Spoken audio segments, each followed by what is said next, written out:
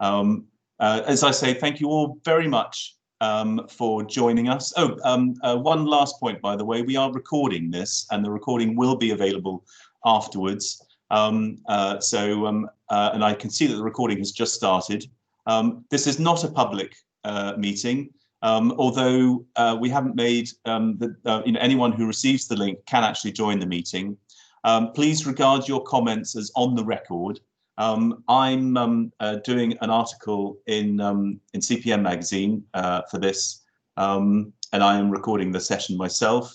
So regard your comments as on the record. Anyone who's quoted in my article, I will be sending them, what I'm going to be saying about them. But there may be others on the call who will report from this who may not do that. So just be aware of that. But at the same time, please, about your comments as well. This is supposed to be a frank session. So without any further ado, I'm going to hand over to Minette just to say a few words. Minette, would you like to unmute yourself and turn your video on? Great. Thank you very much, Minette. Over to you. Tom, hi. Look, thanks. And I am so impressed at the military precision with which you're running this. It's fantastic. And just really to start by congratulating Tom. This is very much his brainchild, and bringing us all together at this incredibly important time. And just from my point of view, so sorry that this isn't in our London office and that we're not all together. It's been the most extraordinary way of working, but it has worked. It has keep having these conversations at this absolutely critical time. And many of you will be well aware that I had a meeting with the Prime Minister a couple of weeks ago. And the point that I made to him was that agricultural bills don't come along every day of the week. In fact, they come along probably every 70 years if you're lucky. And the last one was 1947. So we are here today really at a landmark moment in time with the agricultural bill coming back into the House of Commons next week. And it is going to set the path for a new future, if you like. And I am really, really optimistic that actually the ambition to achieve net zero, the ambition to show that we are, as farmers and growers, we are the solution to climate change, is absolutely key to really building on what we at the NFU have seen is our relationship with society. 1 million people signing up to back our British farming standards. I think it's a unique moment in time. That was, of course, followed by the OnePoll research, which showed that 85% of people want to see farmers and growers producing more food here. Every retailer I speak to, there is a growing commitment to be sourcing more British food. So, we are, I feel very much, this is our time. And why I'm so pleased about this event is that this is real life. This is actually what we are doing on the ground, and what you are going to be saying today is going to be inspiring other people that actually I can do this. I am part of that solution, and that is what is so important, because the journey to net zero, the race to zero, if you like, we host the most important round of climate change discussions next year. And I really do believe this is a global opportunity for us all. So, Tom, my enormous congratulations to you for bringing this group together. I think it's a very, very exciting time. I'm delighted that Victoria Prentice, as Farming Minister, is joining us today, and we'll hear firsthand from all of you. So, Tom, many thanks and congratulations for bringing all of this together. Minette, thank you very much for that. That was a super introduction. Now, I see that I believe Victoria Prentice. Yes. Are you there? Brilliant. Hello, oh, that's Tom. fantastic. Very nice to talk to you. Brilliant. Thank you very much for joining us today, Minister, and thank you again, ladies and gentlemen. I'm now going to sort of officially open the Climate Change Champions 2020. So it was about a year ago that we set out to find the climate change champions, arable farmers who've made a palpable change to the way that they farm and reduce their carbon footprint. And the campaign's supported by the NFU, to whom we're very grateful, and they're also hosting this roundtable, and supports its goals of achieving net zero by 2040. From those who stepped forward, with the help of our sponsors, we selected 9 farmers whom we've profiled in CPM, looking in detail at their farming system and the practices that they put in place that's taking them on that journey to net zero. Now I've been very lucky to have visited every single one of those 9 farmers, and I can tell you, Minister, that if every farmer in the UK grew their crops in the same way as these 9 farmers, we'll reach net zero in no time. We're probably there already. Now, we've also asked our readers to vote for who they feel should be awarded Climate Change Champion 2020. And we have this fantastic, magnificent trophy that we're going to be awarding at the end of this. The results are in, and I believe, Minister, you're going to reveal who that is, but not now, in a while. We have 8 of the 9 champions with us today, and they're each going to give you a short insight into some of the practices that they've put in place that are making a difference, and some of their priorities moving forward. But I believe you'd like to say a couple of words first, Minister. Well, truthfully, thanks, Tom. I think you and Minette have pretty much covered what I was going to say, which is that this is very exciting, which is that the NFU's target is ambitious. But I think if we do, as you say, and as these farmers here today have done, it is possible. It's really, really great to see leaders in the climate change sphere, in the agricultural world, particularly, of course, in the arable world, which is my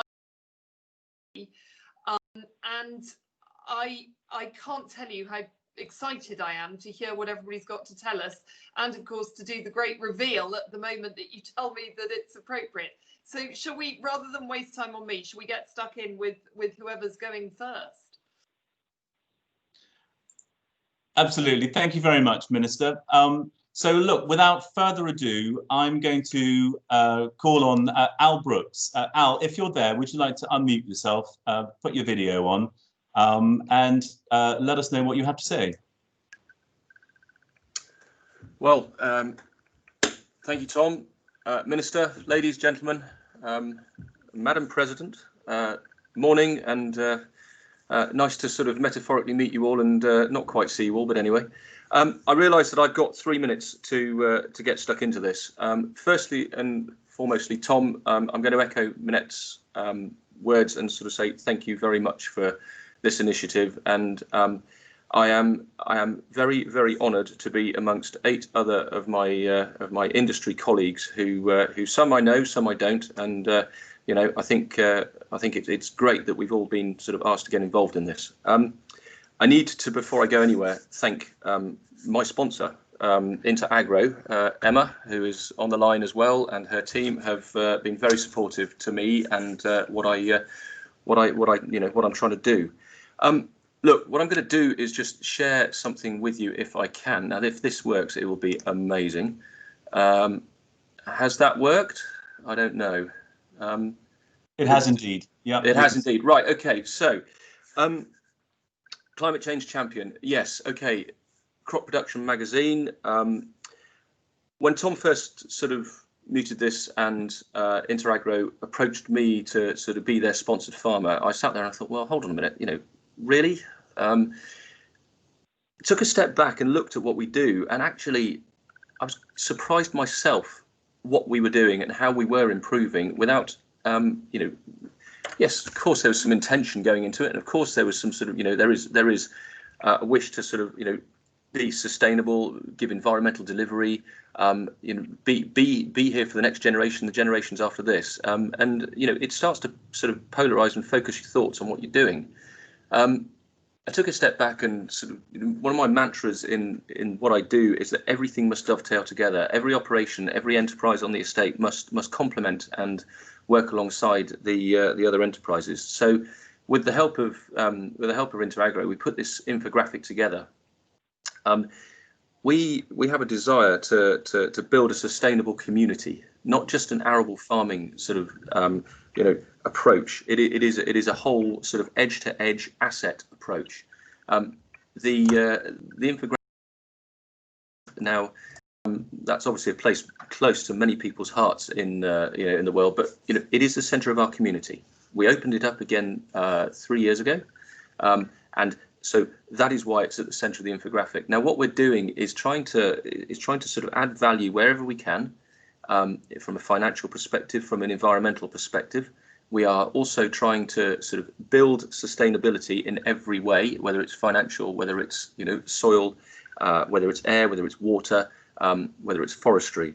But what I'm trying to do with the business is make sure that when we are literally taking it from supply side, so literally cradle right through to grave in terms of end user. By doing that, 1 minute, please, Al. Thanks ever so much. That's really put me off.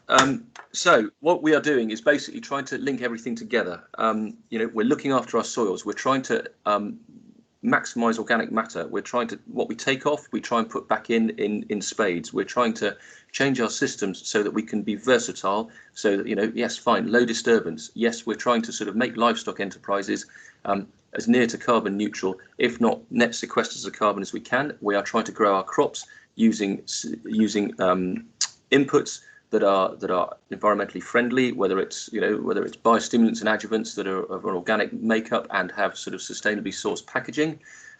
We're also trying to make use of our assets and renew energy in all sorts of different ways, whether it's solar, whether it's plant-based, whether it's timber-based. What I'm trying to do is encourage collaboration across the whole entity that I manage, and therefore I'd like to encourage collaboration across everything that we do with everybody that we are involved in. And there are ways to do that that are also financially sensible, that are environmentally sensible, and that will send us into the next generation, the generation beyond that. How am I doing, Tom? I'm afraid we're going to have to wrap it up there, Al, but do come in on the discussion later on. If we can move on to now, Hamish, have you managed to join us? I see there's a phone number. Brilliant. Can you hear me? Hamish, would you like to kick off, please? Yeah, can you hear me? We can indeed. Yeah, again, morning, everybody. Sorry, I'm a bit late, technical issues. Yeah, I'd like to, to reiterate what Al said. Thank you to Tom and everybody for putting this together, and for John, KWS, for sort of putting me forward. I have to say, I was a little bit embarrassed actually being put forward, especially when I see the competition and the other farmers I'm up against. And I promised Tom I wouldn't be Victor Meldrew about everything at the minute.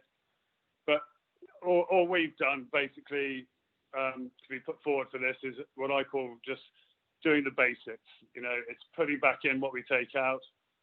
It's working with local markets. It's working with local cattle, AD plants, and taking advantage of all this to, what I describe as a sustainable farming business. But as I said in the article, my definition of sustainable is to have a business here in 20 years' time that then I can then pass on to the next generation.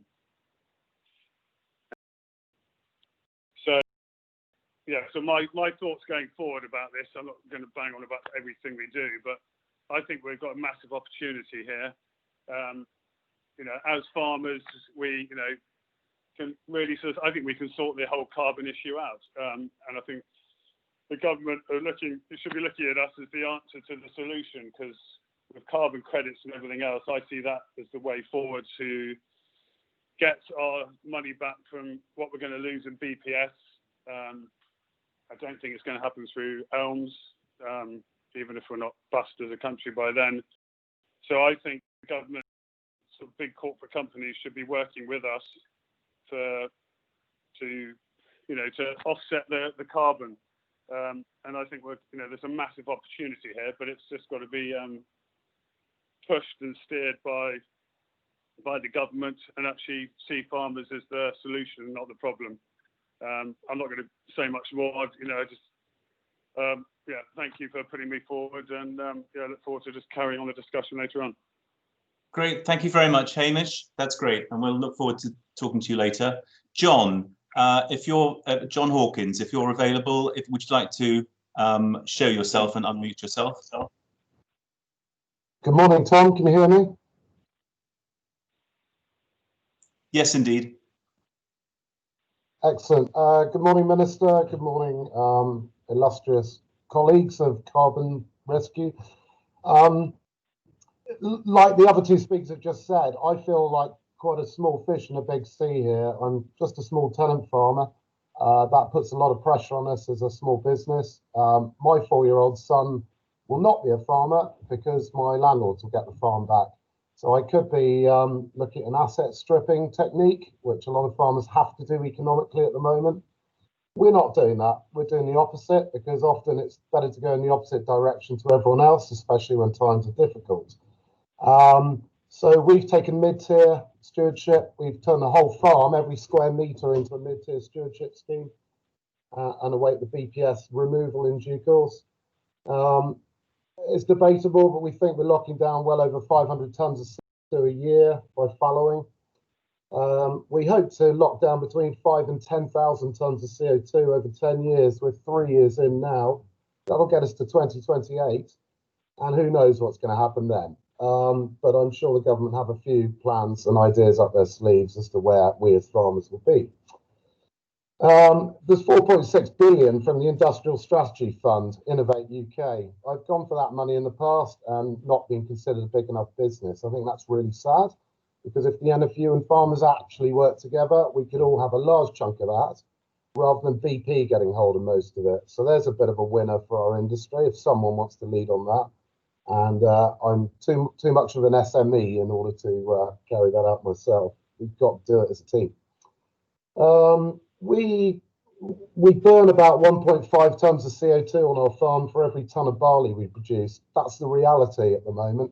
Technology will improve, and people like BKT, my sponsor, which I really appreciate all the way from Italy, can work with farmers. All of these industrial companies can work with us to cut our CO2 costs and their own. So that's really exciting. We've pretty much been stripping carbon from our soils since my grandfather started here in 1947, because we had to feed the world post-war. There's plenty of food in the world. There's just a distribution problem, and I think everyone would agree with that.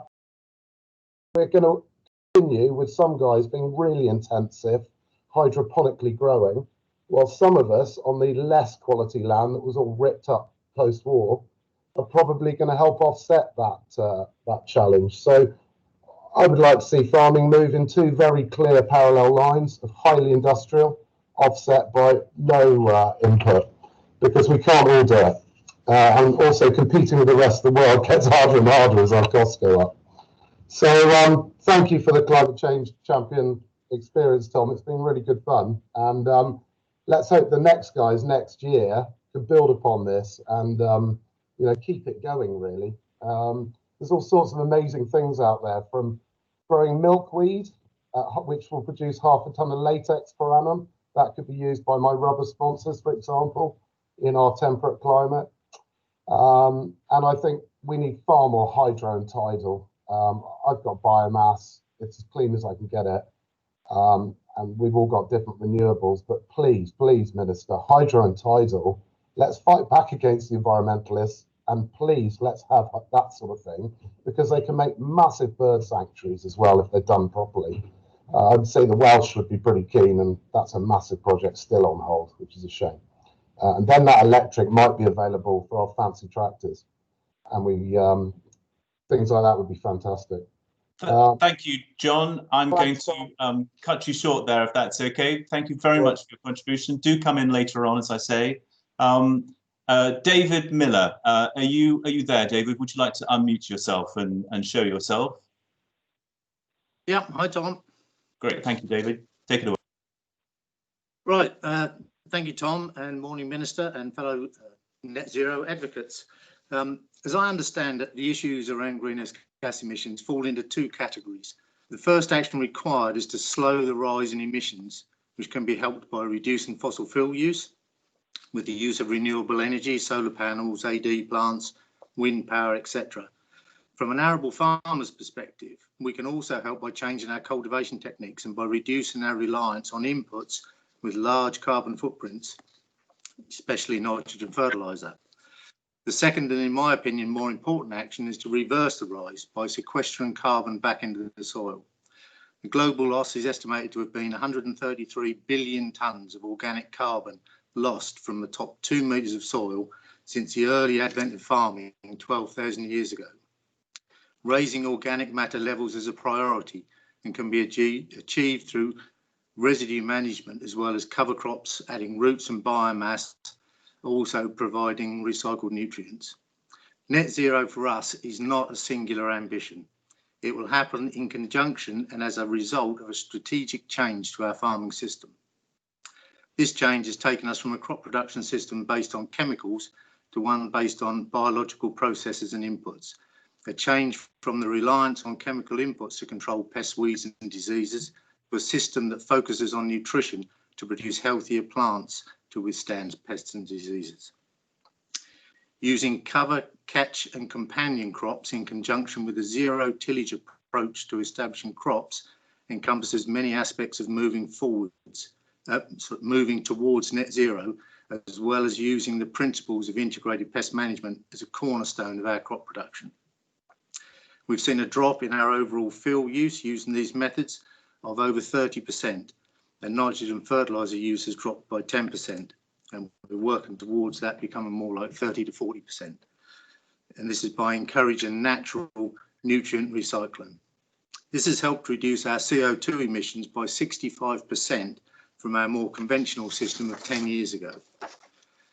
Our strategic change of system is based on our beliefs that this is a responsible way to produce high quality food.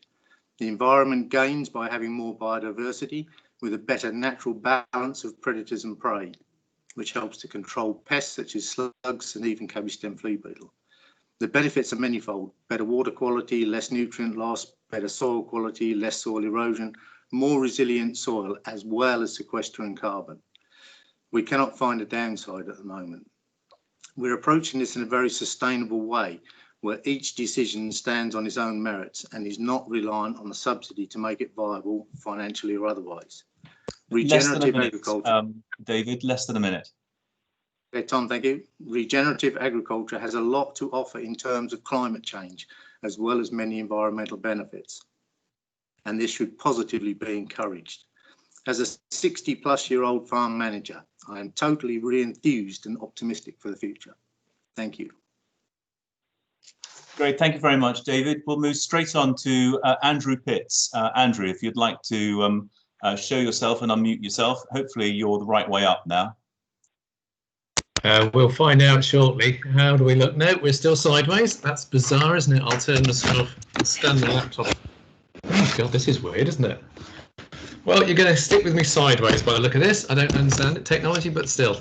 Good morning, everybody. Thank you for giving me the chance to do this. I'm not going to go on too much about what we do on the farm. I'm going to talk more a bit bigger picture stuff, really. It follows on from what Minette said and what the Minister said. Basically, we are the solution for this problem. Give us the help that we need. Working together, we can build resilience and balance. We use those words enormously often, both resilient business and a balance of nature and crop production, food production. We only really need just the help to move forwards. We don't need vast changes in anything. This is good farming practice, what all of us are doing. We're all just leading that process. There are many others doing it. But the three things I really would like to be able to continue to do to make it work. If we lose glyphosate, we go backwards in a huge way. We mustn't be allowed to lose glyphosate. Even the French, who are anti-pesticides, have decided they do need to go back to using glyphosate. We need to be allowed to use science, because science will help us solve these various problems. You know, simple things like gene editing, which is not GM. It's safe. If that'll allow us to use fewer inputs, less fertilizer, fewer sprays. Shouldn't say that probably, as I'm sponsored by BASF, but you guys know what I mean. Definitely something really important.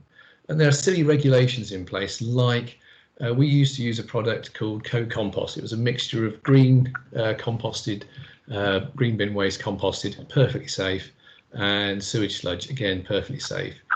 When they're mixed together, the Environment Agency decide that they're actually a waste product, not a fertiliser, and we can't use it anymore. Little things like that. But if you can help us keep building forwards to help the solution, we can drive this much more quickly and get to carbon neutral well before 2040. It's not difficult, it's just good agricultural science with a little bit of help from government, a bit of extra leadership from the NFU, doing a great job, other organisations as well. We can do this, and I really hope we can. Thank you, Tom. That's all I need to say. Thank you very much, Andrew. And my apologies to Tom. You should have come in before Andrew, but I don't know my alphabet. That's the problem. So, Tom, if you're there, would you like to unmute yourself and show yourself?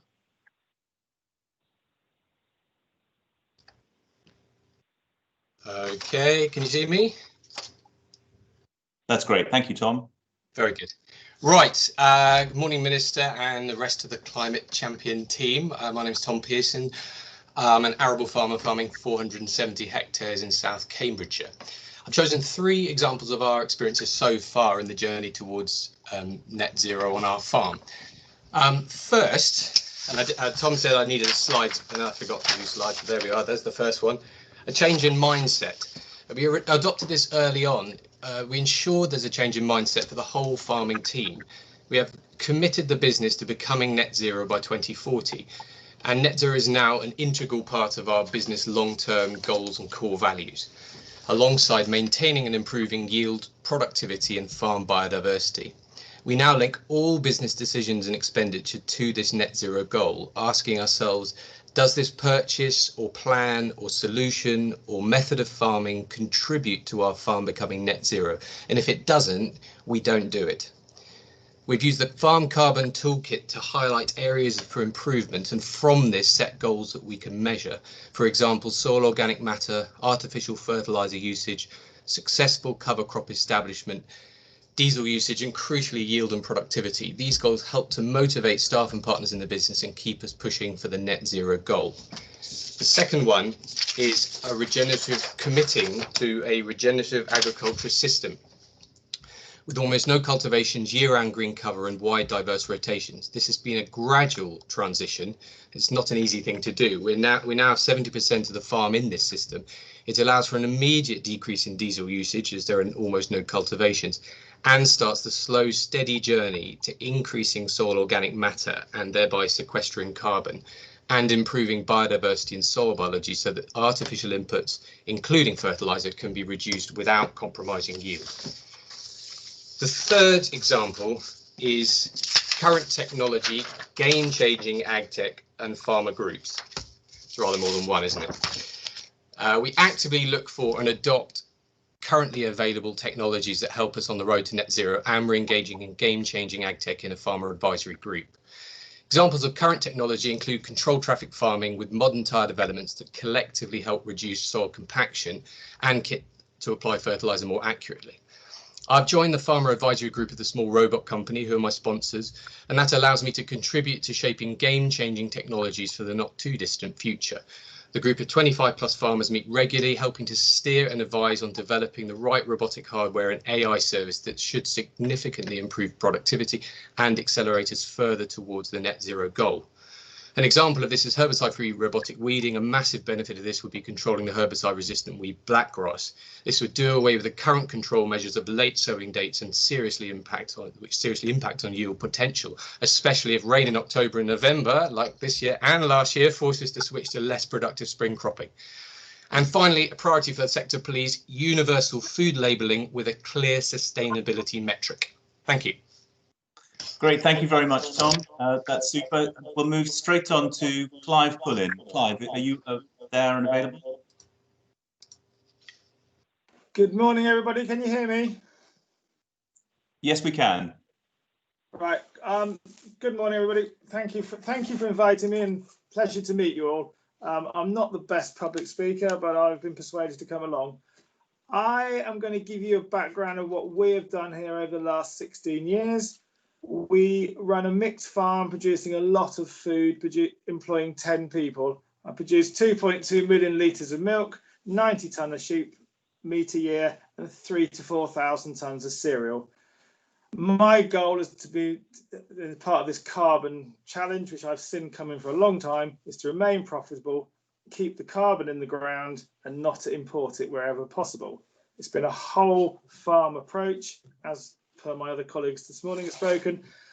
And my feeling is education of the farmer is the most important thing.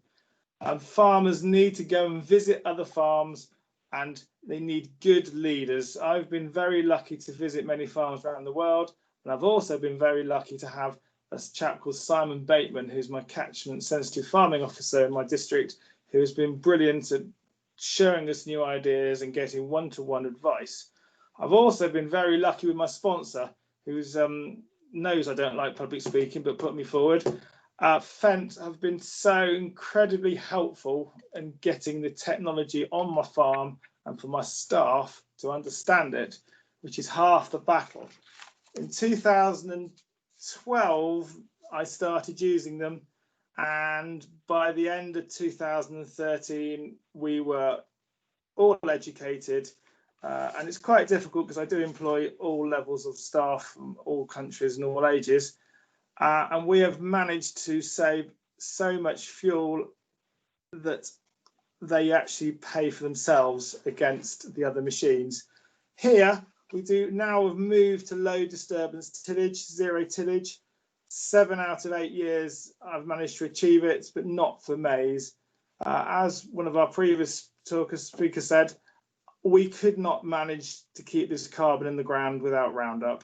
It is an absolute mega important part of us saving carbon, saving fuel, and producing food efficiently. I have tried a satellite piece of land without using Roundup, and the yields dropped down to within 50% in the second year, and by the fourth year, all it was any good for was grazing sheep. So please, can you keep the Roundup coming? Now, on top of the low disturbance tillage, which I've also learned from various farm visits, is precision farming. Now, you guys have got to educate a lot of my neighbours into precision farming. They look over the fence, they laugh about all the gadgets we've got, but we are able now to put the nutrients where the crops want it. And I feel that with the help of all the companies, I use a company called Soyal, and the machinery is backed with the Fendt, I've managed to reduce the need of my fertilizer so much. I've moved from 550 tons a year to 115, which is topped up with organic fertilizers rather than using oil-based fertilizers. That is Clive, an immense... Clive, less than a minute. Okay, well, thank you. I've actually finished what I need to say. Education of the farming community, along with a little bit of help, will go a long way. Thank you. That's great. Thank you very much, Clive. Now, Charlie, I believe you've joined the call. Are you there, Charlie? Charlie Steer? Fantastic. Yeah, we can see your slide, Charlie. That looks great. We can't hear you if you're talking, Charlie.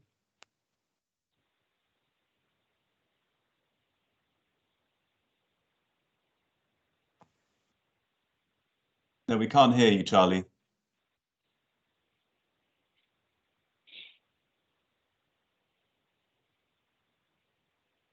Are you there, Charlie?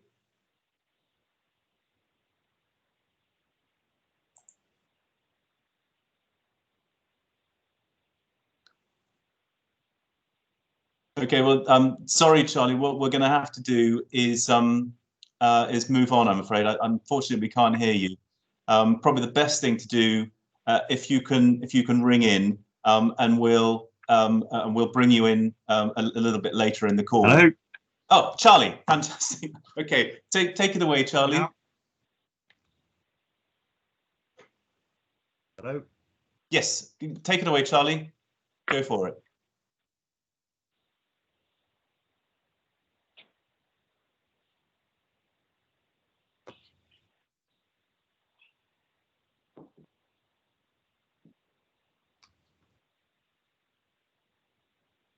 Really sorry. Can anyone? I can't hear anyone now. Can you hear me? Yeah. We can hear you. I'll just carry on then. If you can hear me, I can't hear you. But sorry about that. Good morning. Thanks CPM, thanks CF Fertilisers. I'm the arable manager for Grosvenor Farms. We're a mixed dairy and arable farm in West Cheshire. We're milking just over 2,500 cows 3 times a day. There's a further 1,500 head of supporting stock on the farm. We send about 90,000 litres daily to Muller Wiseman, ending up as fresh milk on the shelves of Tesco's. Our land area totals just over 2,300 hectares. We manage about 11% of this to support the environment, be it carbon, biodiversity, flood mitigation, or sometimes all 3. Our sort of carbon story has evolved. We used to be a potato, dairy and arable enterprise. And we now focus on in sort of order of turnover, dairy, arable and a small portion of renewable energy.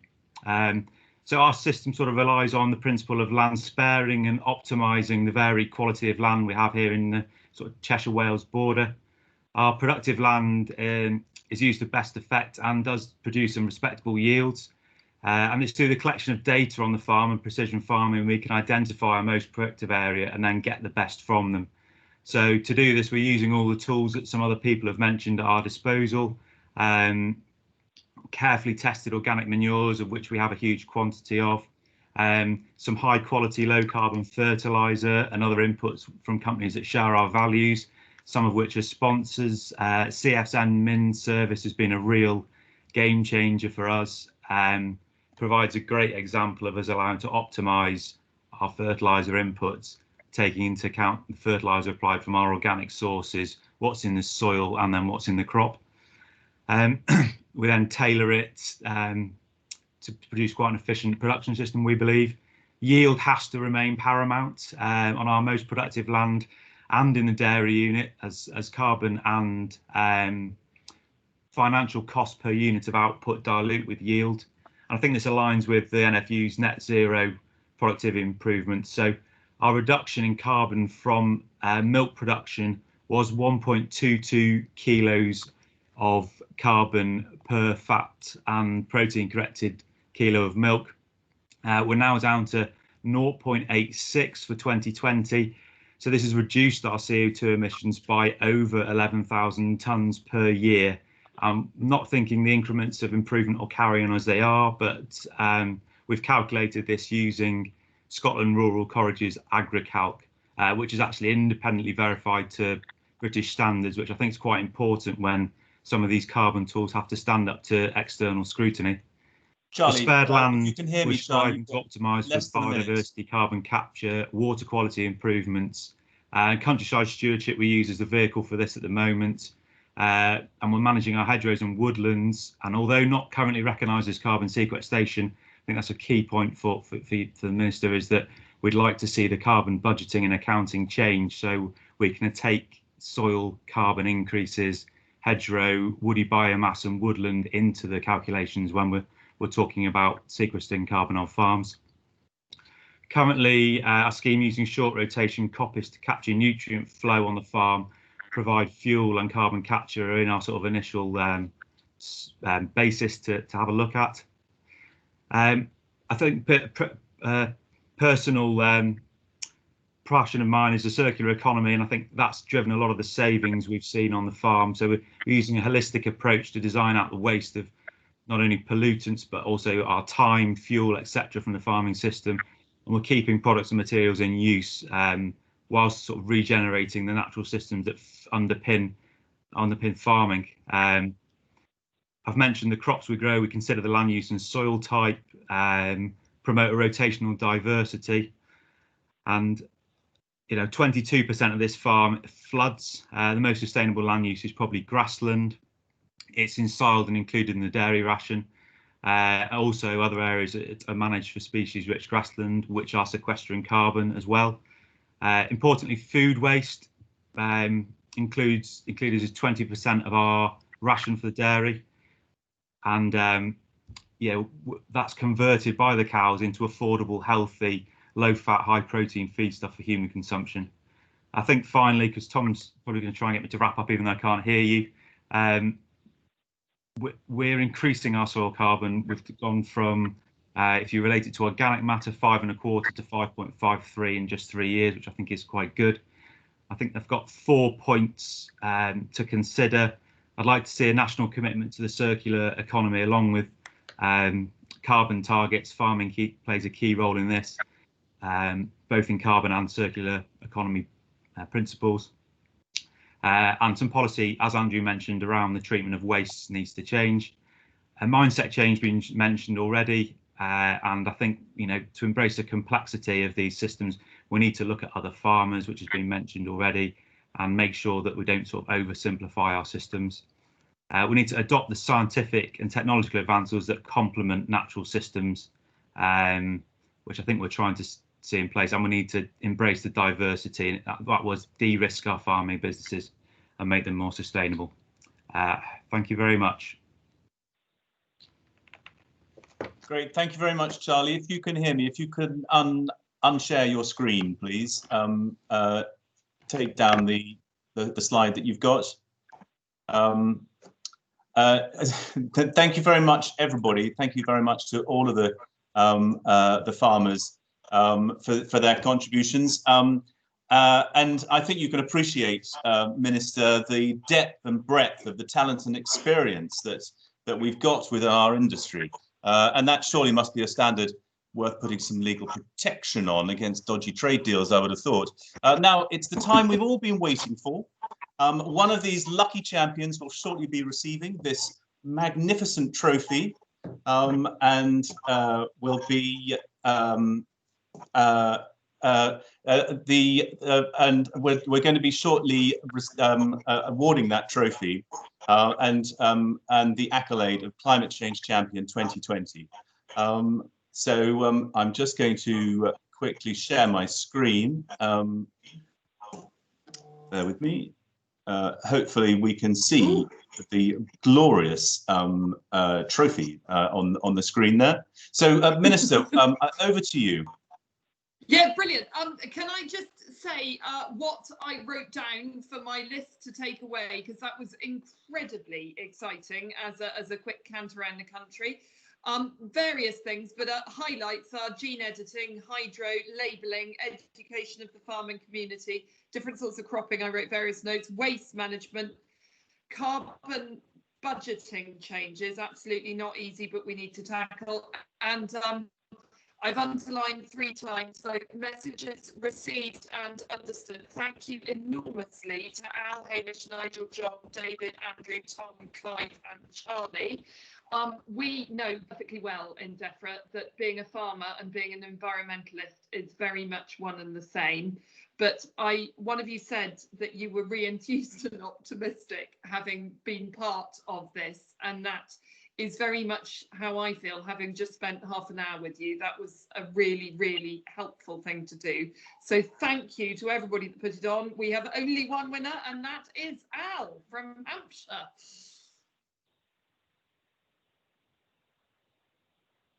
Over to you, Tom. Can you? Whoa, there's Anne. Oh, Al, brilliant.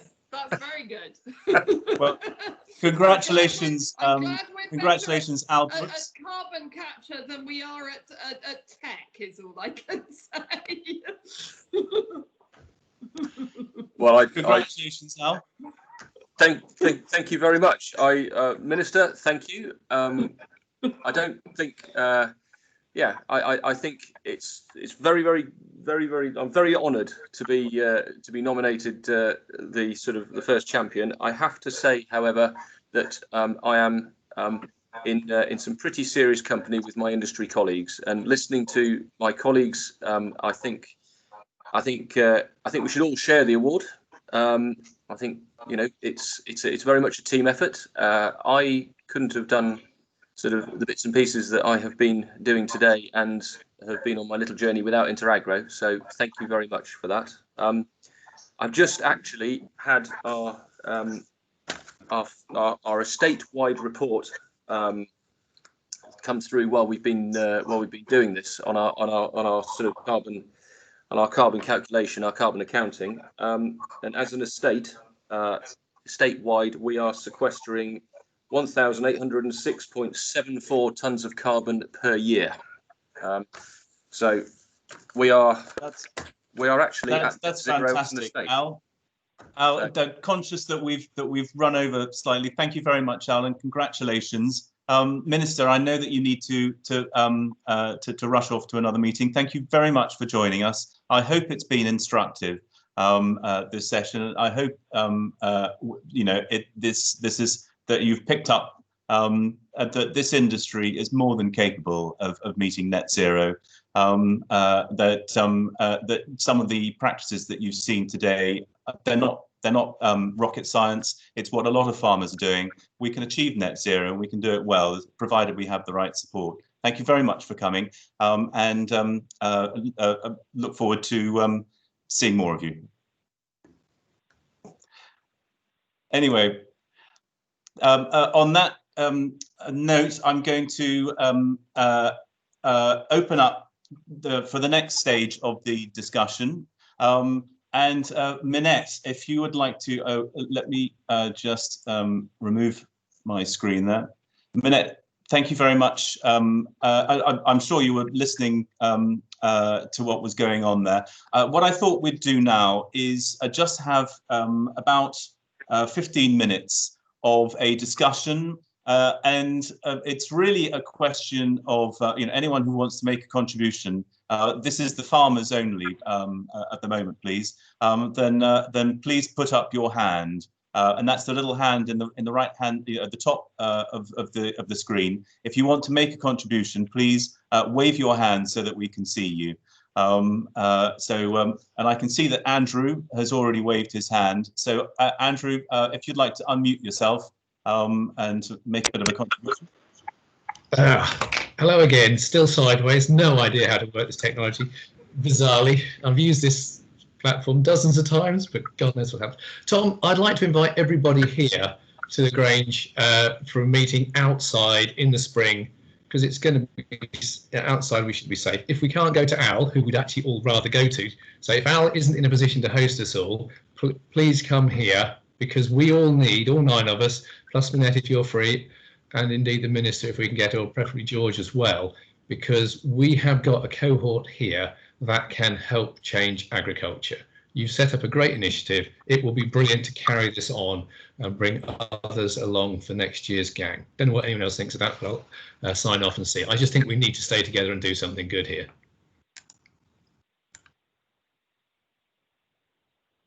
Minette, would you like to come back on that? Tom, I was waiting. You're such an efficient chair. I was waiting for permission. Andrew, I think you've absolutely summed it up. I mean, Victoria Prentice would have taken away more from her engagement with you in the last half an hour than she probably has in her entire time in the job. I mean, it really makes. I mean, none of us are any different. You know, if people are telling us good things, interesting things, things that are transformative, we're fascinated by it, and that's what she will have listened to today. And it's so easy, and we know it all as farmers. You know, it's very easy to be focusing on what we want, on what is wrong, and not championing actually what we are and what we do. So I'd be delighted to join you, whether it's with you or with Al or any one of you in the spring. And I think to bring a minister along as well, we just got to do it, and do it all the time, because as I said at the beginning, this is our time, but it is only our time if we make it our time, and that means transforming others. And that's why, Tom, back to you again, that's why this event is so important, because it brings to life, it shows in real colour, in real time, what is happening on the ground. That's great. Thank you, Minette. Al, I can see that you've got your hand up. Do you want to say something? Just carrying on from Andrew's point, I think we've got a cohort that can make a difference. I think collaboration is definitely the key. I think we need to cast our nets much further than just a farm-based level. You know, we've got to get end users involved. We've got to get supply side involved. As I said earlier, cradle to grave. And I also would more than welcome anybody that wants to come up, and I can host people here. I have got the space, so you know we could get something going here, and I'd be more than welcome to have anybody up here anytime. That's great. Tom, I can see that you've got your hand up as well.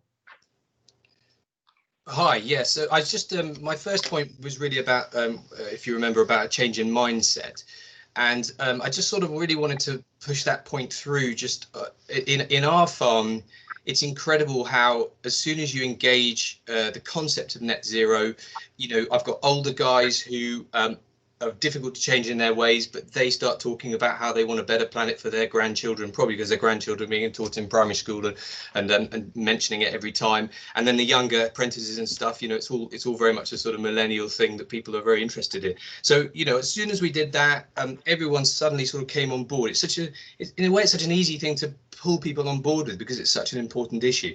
And I sort of feel that if we can get every part of the industry sort of, guided into that mindset. Our suppliers, I mean, we don't have any carbon footprint. CF do a bit of a good job at carbon footprinting their fertilizer, but a lot of products aren't carbon footprinting. We don't really know how much that carbon is in there. And then the other end, I talked about universal food labeling. I mean, our customers, the people we actually sell food to, have absolutely no idea what carbon footprint their food is. And to get them there, the consumer into that mindset as well, it has to be a team effort through for the whole country. It's a major deal. So that was my rant. There are interesting points there. Minette, there's a couple of people brought up this question of mindset change. Do you have some thoughts on this? I mean, Tom raised it both from the point of view of the producer, the farmer mindset, and also the consumer mindset. Is that what we're looking at here, a major mindset change? Look, it is a major mindset change, and it's got to be. It's no good just achieving that across the farming community. It's got to go across consumers too, and if we are going to achieve net zero, and don't forget, it was a very clever move that Theresa May made before she departed when she put the legislation in place to deliver net zero by 2050. Now, no prime minister is going to be able to escape that effectively, and why would you want to? But it needs us to join up globally, and I think we're all looking at what happens next week with the presidential elections. We've seen China come out now in the race to net zero. There's such an opportunity for the UK to lead here, but it does mean mindset change at scale across society as well. We are going to have to think differently, hopefully eat differently, hopefully take people back to raw ingredients. All the retailer conversations I have at the moment are about quite big seismic changes in diet, with people actually stepping back from ready meals, going back to whole ingredients. The meat situation, that is not the volatile issue that it was. Now that could change because there is an extraordinary dynamic behind it, which is about animal rights activists, big brands seeing huge money-making opportunities and value added in plant-based, and we shouldn't underestimate that. But diets people are looking at diets. Tesco's have just bought British Nutrition Foundation in to look at what actually is a healthy, balanced diet. And it is back to, yes, meat and dairy are vital parts of that diet. We all need to have more fruit and veg in it, though. So you've got to look at whole-scale change. But I just think we have the power base in our hands if we choose to use it, and we really need to spread what you are doing across the country, because we've got to all do it. We've got to all embrace change. And one final thing, Tom, when I look at ELMS, what we have felt so strongly about in the NFU is that there's got to be a platform on which to farm, on which people want to jump onto and base their businesses. And we've brought together a white paper proposal on what a sustainable food and farming scheme can look like, because we've got to incentivize others on the changes that are needed. And the great thing about achieving net zero, about achieving carbon neutral food, is that it is really good for the business. It is good for the business. It is good for the planet. It is a win-win for everybody. And so we've got to get this policy right. And I've been so focused on getting a joined up industry, bringing in the CLA, the TFA, the Sustainable Food Trust, LEAF, GWCT, and everybody else to say, look, definitely, this is what we looks like, because we've got to look not only to the term of this Parliament, but more importantly to the term of the next Parliament and the Parliament after that. And we've got to get these incentives right. And this has got to underpin Brand Britain. And this is what it's got to be all about in order to allow our government to lead on what I believe are the global changes that are necessary. It's no good us doing it here and the rest of the world isn't following too. We've got a unique opportunity. But finally, Tom, you're going to shut me up in a minute because I've probably talked over time. But, you know, finally, it's just to say that don't underestimate the power of talking about what you are doing in a positive way. I honestly don't think I've seen Victoria Prentice more positive and engaged and writing notes and harvesting. She was really picking out everything that you are doing. It is always the key when you are lobbying. Never lobby just on what you want, lobby on what you have to offer, because that will have far more effect. Great, Minette. Thank you very much for that. David, I can see that you've got your hand up. Would you like to make a contribution? Clive, I can see that you've turned your video. Make a contribution. If you put your hand up at the top of the screen there to let us know, that'd be great. But David, do you want to come in? Yeah, I just wanted to carry on with the theme of the mindset change, really. And I think, you know, as great as you know today is with the conglomeration of the people that we've got involved here, we're almost preaching to the converted for what we're saying, and that really needs to get out further than that. So I think we've what we have to offer is we have experience to offer of actual practical use of a lot of the things that can have a direct effect on what we're trying to achieve here with net zero, in combination with a lot of environmental benefits as well. So I think it is really more a case of having that experience on show and put forward to other farmers to make them rethink and to be able to experience the mindset change that all of us here have experienced. But it's just sometimes we just need that trigger, light bulb moment to actually flick on for these people. And if we can encourage that through independent companies like the Innovation for Agriculture and the AHDB, you know, these people are people that actually their business relies on farmers' experience to put across to other farmers. So yeah, that's my pennyworth. Great, thank you very much, David. I mean, one of the things that really impressed me about David's system, Minette, is the focus on IPM and you know, really good practice farming, done to an extent that you can see the benefits coming through on farm.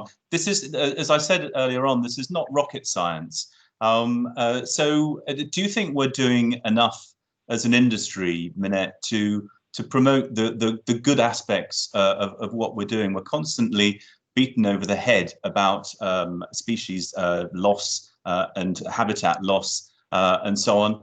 Do you think that the good aspects of what we're doing is actually given enough coverage? Tom, no, the short answer is it's not. But you know, we've been farming under the auspices of the CAP, which has gone down, you know, many different avenues. And you know, I'm continually asked about the past, about the rights and wrongs of Brexit, about how farmers voted. And my answer is always the same. Forget the past. We've now got to look at the future, and we've now got to look at what we want to be on the world stage, and what do we want to be known for, and how potentially we do change this conversation. And you know, we've had 20 years of agri-environment schemes, and we're getting as much criticism, if not more, than we've ever had. So we've got an opportunity to have a major reset in policy and get back to the core job of farming. And David, the points that you just made are so true. You know, we are within this group, we are preaching to the converted, but we absolutely have to drive that change across the farming community. And we don't have long to do it in, because this is a major step change that will be happening quickly.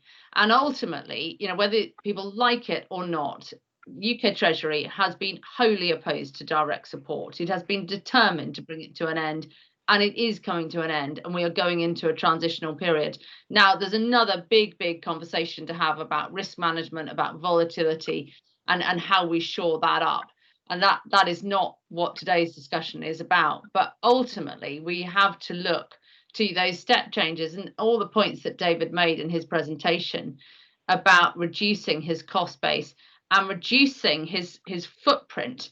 Those are all going to drive better biodiversity outcomes, because ultimately agriculture will be pulling back from the footprint that it is putting in place at the moment, and that will be the step change that's needed. But the environmental NGOs, you know, this is an ongoing conversation with them, because the danger is that others have the conversation which is purely based on what I would call burning platform tactics in order to pull down the budget. And we've got to be able to get it back to a place, and I've got a call coming up with Alistair Driver from Rewilding Britain, who I think is really supportive of this approach. We've got to be looking at in the field, Tom. We've got to stop just looking at the perimeters of our farms. We've got to go into the soil. We've got to go into the core business. And that's where the changes will come. We will never develop the changes by just focusing on agri-environment. But the better we get at farming, the smarter we farm, more land we can make space for nature on, and that is the only way. And the guys that are really precision farming now, that are really driving those step changes forwards, are able to take out the areas of land that are not working, that are not useful for food production, and join up all those corridors. And that's where GWCT becomes so important in building the cluster ambition, in joining up all the corridors. So it's about creation rather than preservation. Great, thank you, Minette. We're just going to, if you can wait just a little longer, Minette. We're just going to take one last point from Charlie, who I can see you've got your hand up. Charlie, do you want to come in?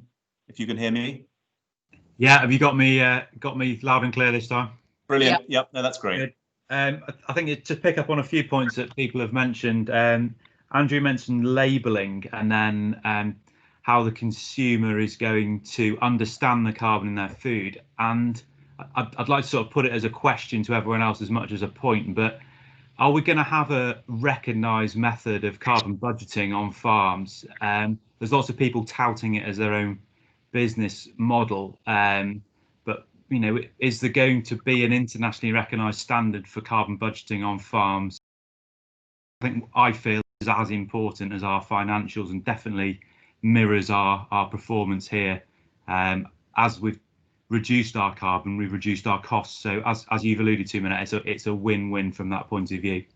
And secondly, the sort of land sparing, land sharing argument, I think a lot of people have touched on it, but how the information from the precision farming side of it and understanding where you can best get the highest amount of property from your land is so important, and I think it's slightly misunderstood, and people have invested a lot of money in things in the wrong place, and how this could be sort of corrected going forwards.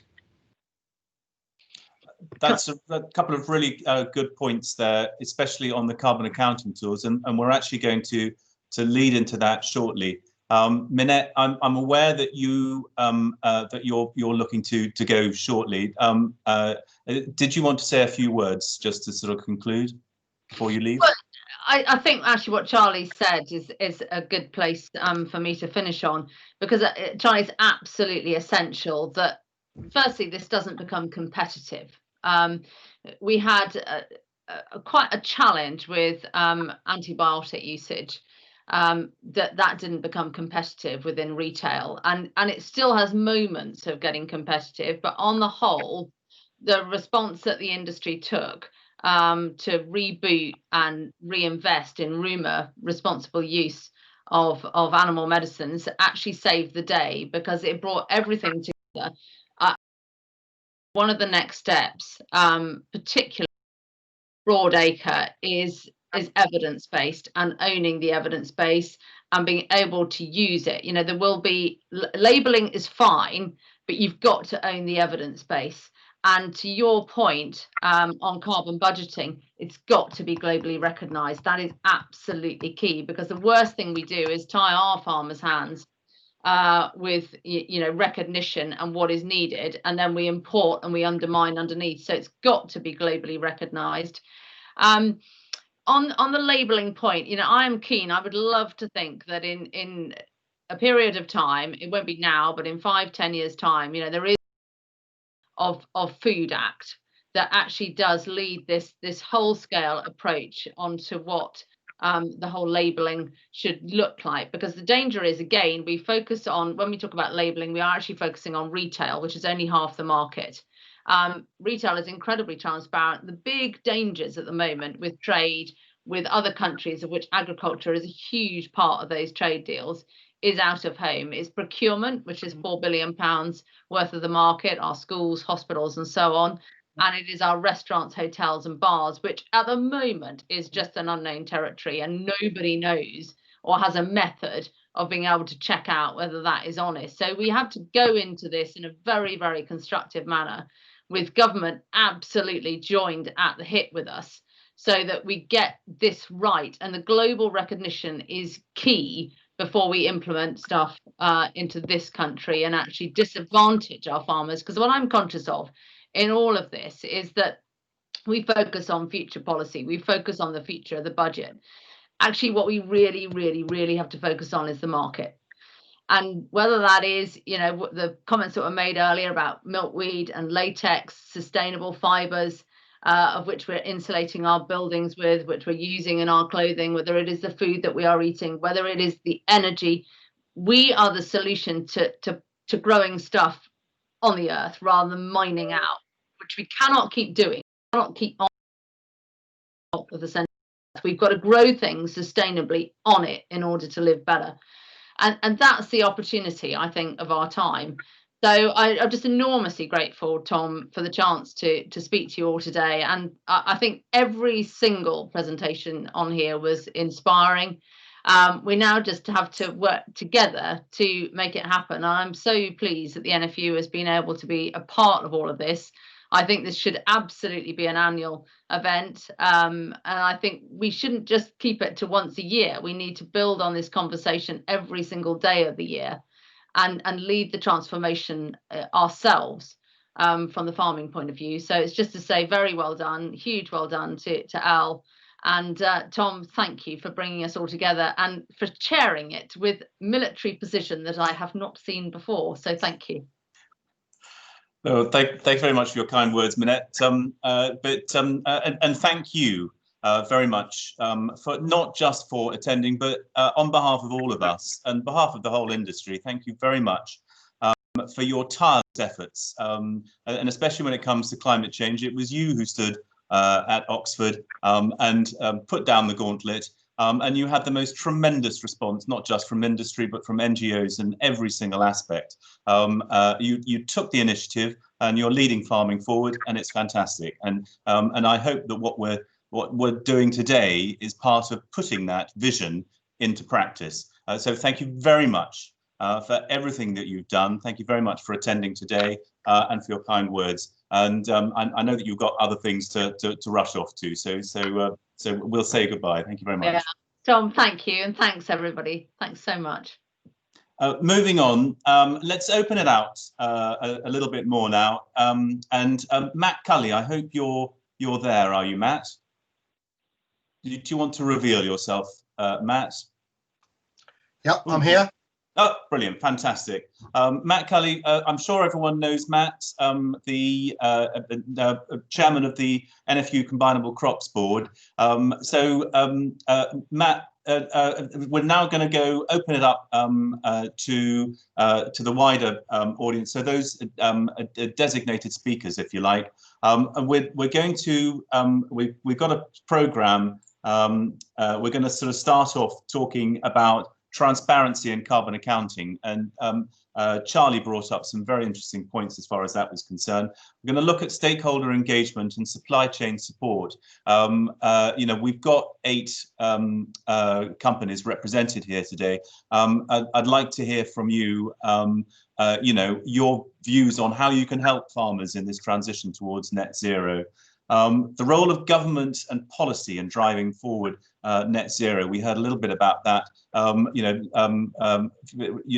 Let's talk a bit more about the role of policy, and then also how the farms can work with the private sector, and particularly carbon credit schemes and things. So it'd be useful to get an idea on that. So if you've got as before, if you've got a contribution to make, this is the wider group now, if you make yourself known, what I'm going to do is, if I can, Matt, I'll bring you in now, Matt, if you've got a few words to contribute to start with.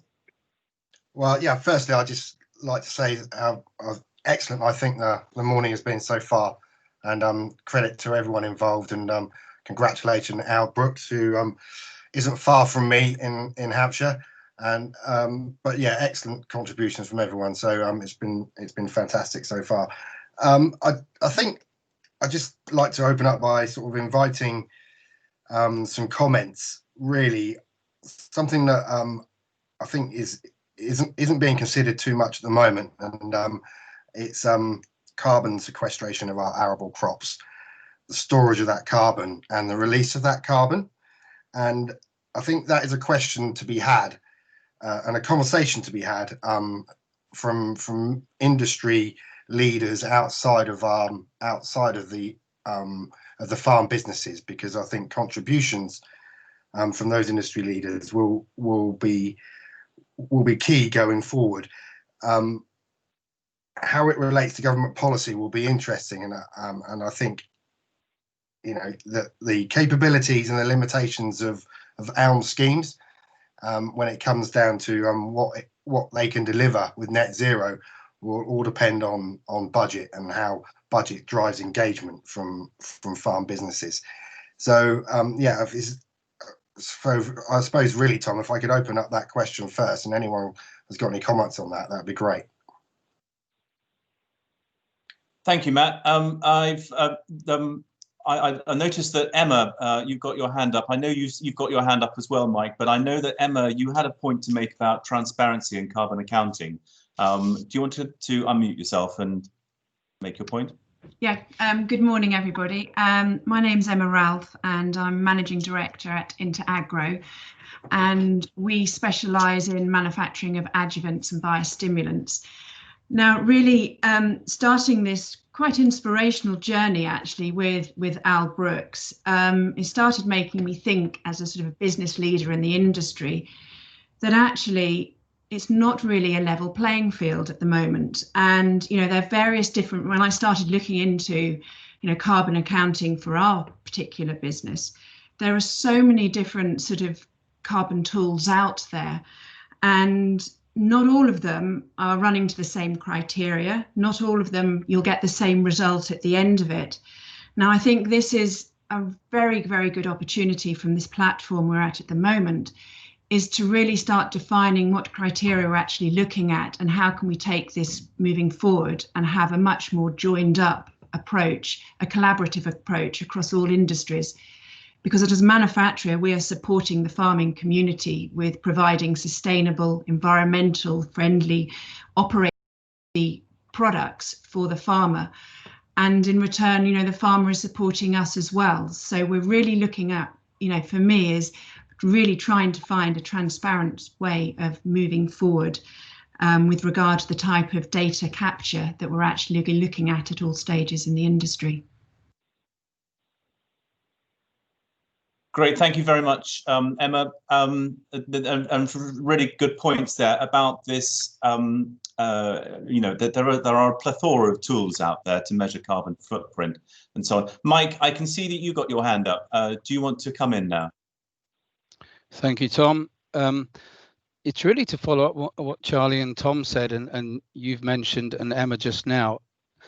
In the carbon accounting, the problem is, as I see it, and we've been working on this for a bit, the current CO2 balance models our cradle to grave, and it doesn't count the food carbon that's produced as the positive in farming. So when it leaves the farm, that carbon in the grain or the meat or the milk is counted as a negative because it doesn't remain. And that's just how the current models work. But if you think about all your inputs that have been put on from all of us that are on the call to grow the crops and the grass, it's sequestering CO2 all the time into grain, root, meat. Just a quick example, 10 tonne a hectare of wheat has a 4 tonne of CO2 input. But if you count the grain, just look at the grain on its own, it's a 15 tonne CO2 output as a sequestered product. So it's no wonder we're never getting anywhere to being net zero, because all of the stuff that our activity is generating is actually coming back as a negative to us in all the CO2 balance models. Now, some people, and the NFU are up with this and they understand it, and as more people we speak to, the more people do. But it's important that, and I think Tom, you mentioned it, the consumer or the next stage, they need to own that CO2 because the farmer doesn't release it. We trap it in farming and then we give it to someone else and they release it, but we get the penalty, and that has to stop. Thank you very much. Thank you very much, Mike. George, I can see that you've got your hand up. Would you like to come in? Yeah, thank you very much. Listening to Mike and people before, these are really important points. And if we can do anything with NFU and Minette and ministers to try and encourage some joined up thinking in how we're actually going to account for carbon. It seems to be quite convenient politically to dump all the carbon at within the farm gate stage at the moment. We need to move away from that. And I would echo what Mike says, and we need to account for carbon all the way through the chain. And that will perhaps actually point out what the real low-lying fruits are within the food system and carbon. For example, minimizing waste domestically within households. That sort of thing. I don't wish to pass the buck, but we need to look at the whole food system. And we are very positively taking responsibility for the within farm gate part of that. We need to work, I think, in the whole food system so that everybody takes responsibility for their own part. Well, two ways that we need to, or things we need to get in our head, therefore. One is that the carbon accounting systems will always change because science improves all the time. So it's not going to be a static thing. We're not going to say in 6 months' time, right, we've all got around a table and we agree that this is the way we account for carbon, and that's static. It will always change. We must have that mindset of continuous improvement with regard to carbon modelling and measuring and balancing carbon use and carbon sequestration. The other thing is, and one of the ways to encourage progress is to make sure that we're all working to the same standards. So within a free marketplace, we will have different carbon models, particularly within the farm gate. And that's what free markets do, but we must ensure that they all align with the highest, that nobody is out there with muck and magic when it comes to carbon, if you know what I mean. So there's two things there that we need to account for. Thank you. Great, thank you very much, George. This element of carbon accounting, I'm not sure that we've sort of got to the bottom of this, and you know whether we will get to the bottom of it in this meeting. I think it's something that is. I do perceive that this is something that the industry has to sort out sooner rather than later. You know, how are we going to measure this? How are we going to be accountable for it? It was a point that you brought up, Charlie. I can see that you've got your hand up. Do you want to make another point? Sorry, Charlie. It's all right, Tom. You go ahead first. It might coincide with what you've got to say, I think. No, that was all I was going to say, actually, Charlie. Do you want to make your? Yeah, no, I think on the carbon accounting side of it, we did quite a bit of work on this with the life cycle on the farm, and to pick up the points that Mike and Clive just made. It's been really important to us that the carbon budgeting we've done has included specific metrics from the farm. So a lot of the tools that we felt were too generic. So they use too many standard values. And I was just typing a question in now. I'd be really interested to hear what the other farmers are using to do their sort of carbon accounting at the moment. But the point I'd like to make is that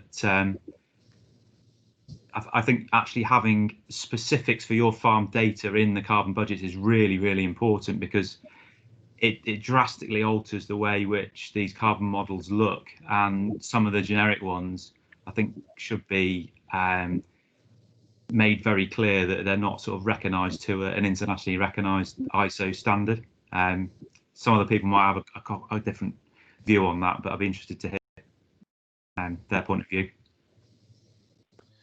Thanks for that, Charlie.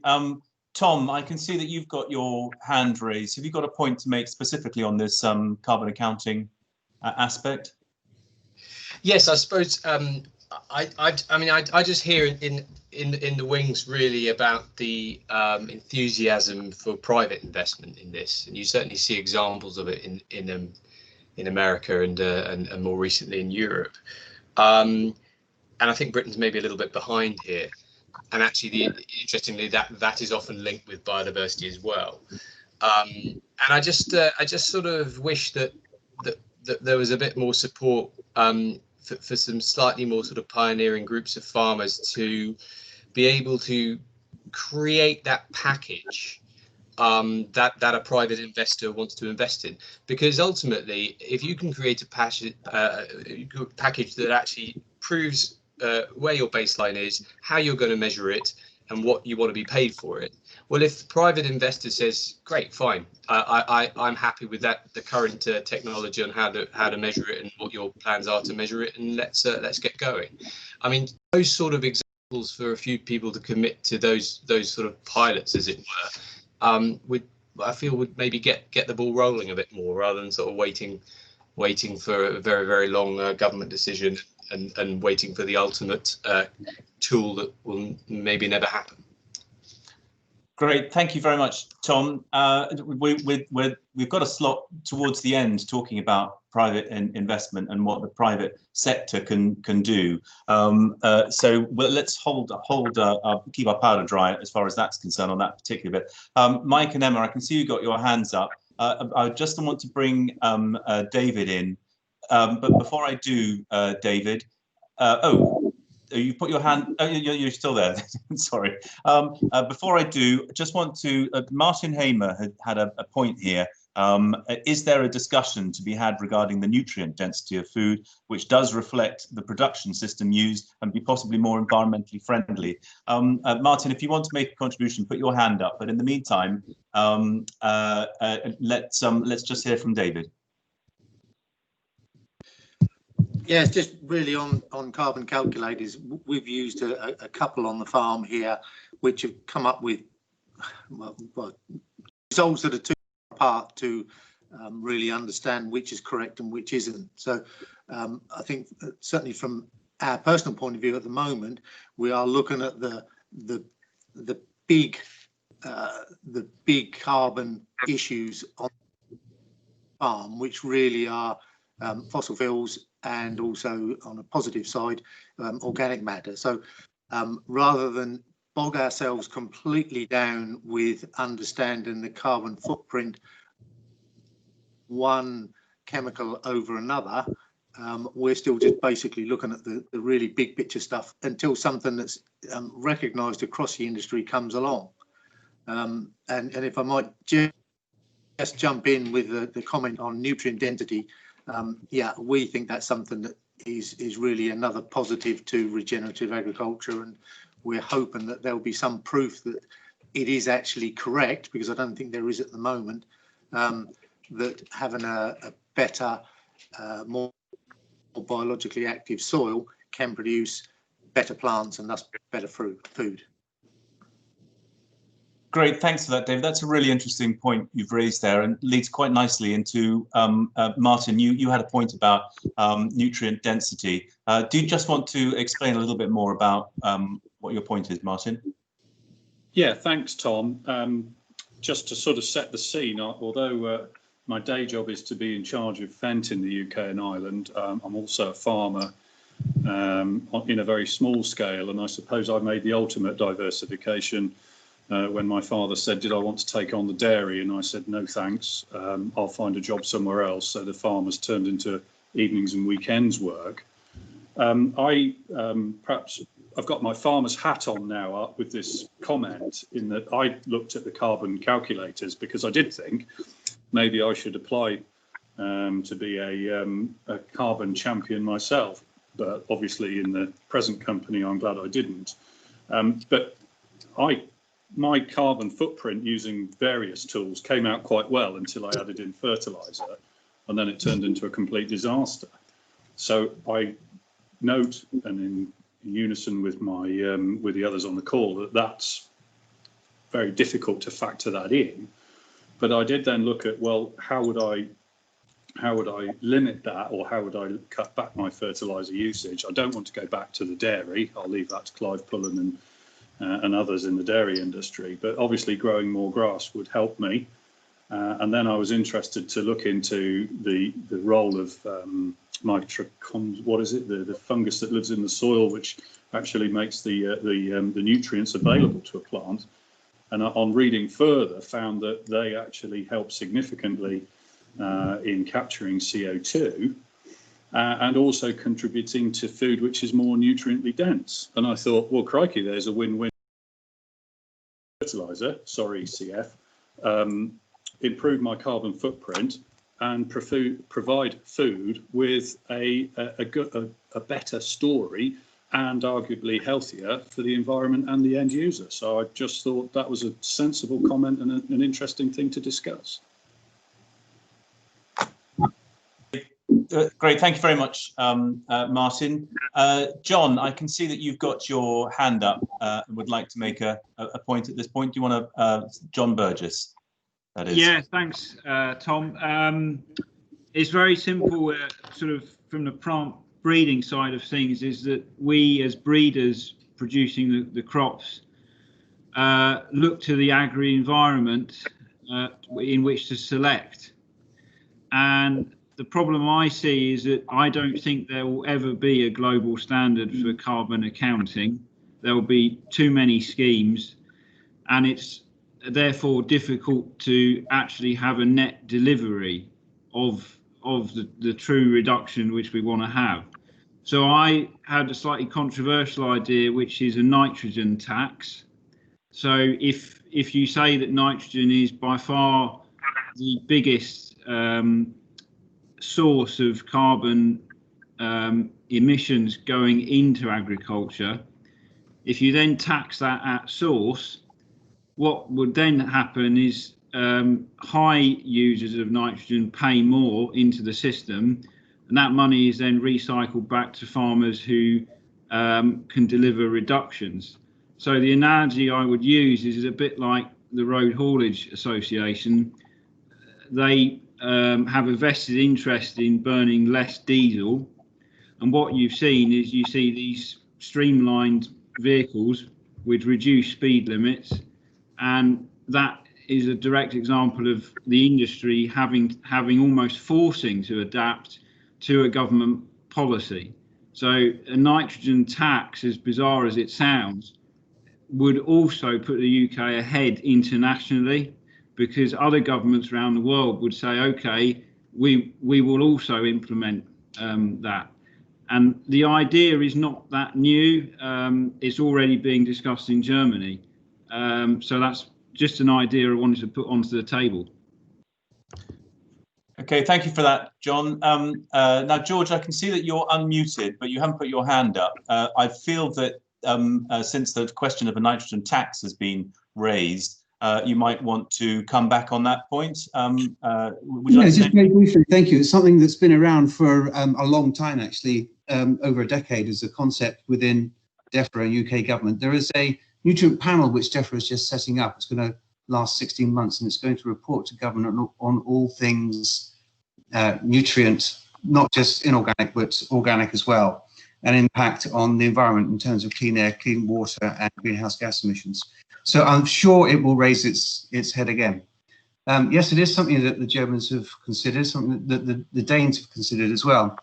The problem with doing a specific tax in a free market is that you distort the marketplace. And I would say that it's rather optimistic to feel that all other governments around the world, including other fertilizer manufacturers like China and Egypt, Turkey, and the United States would follow suit. I think that's a bit too optimistic.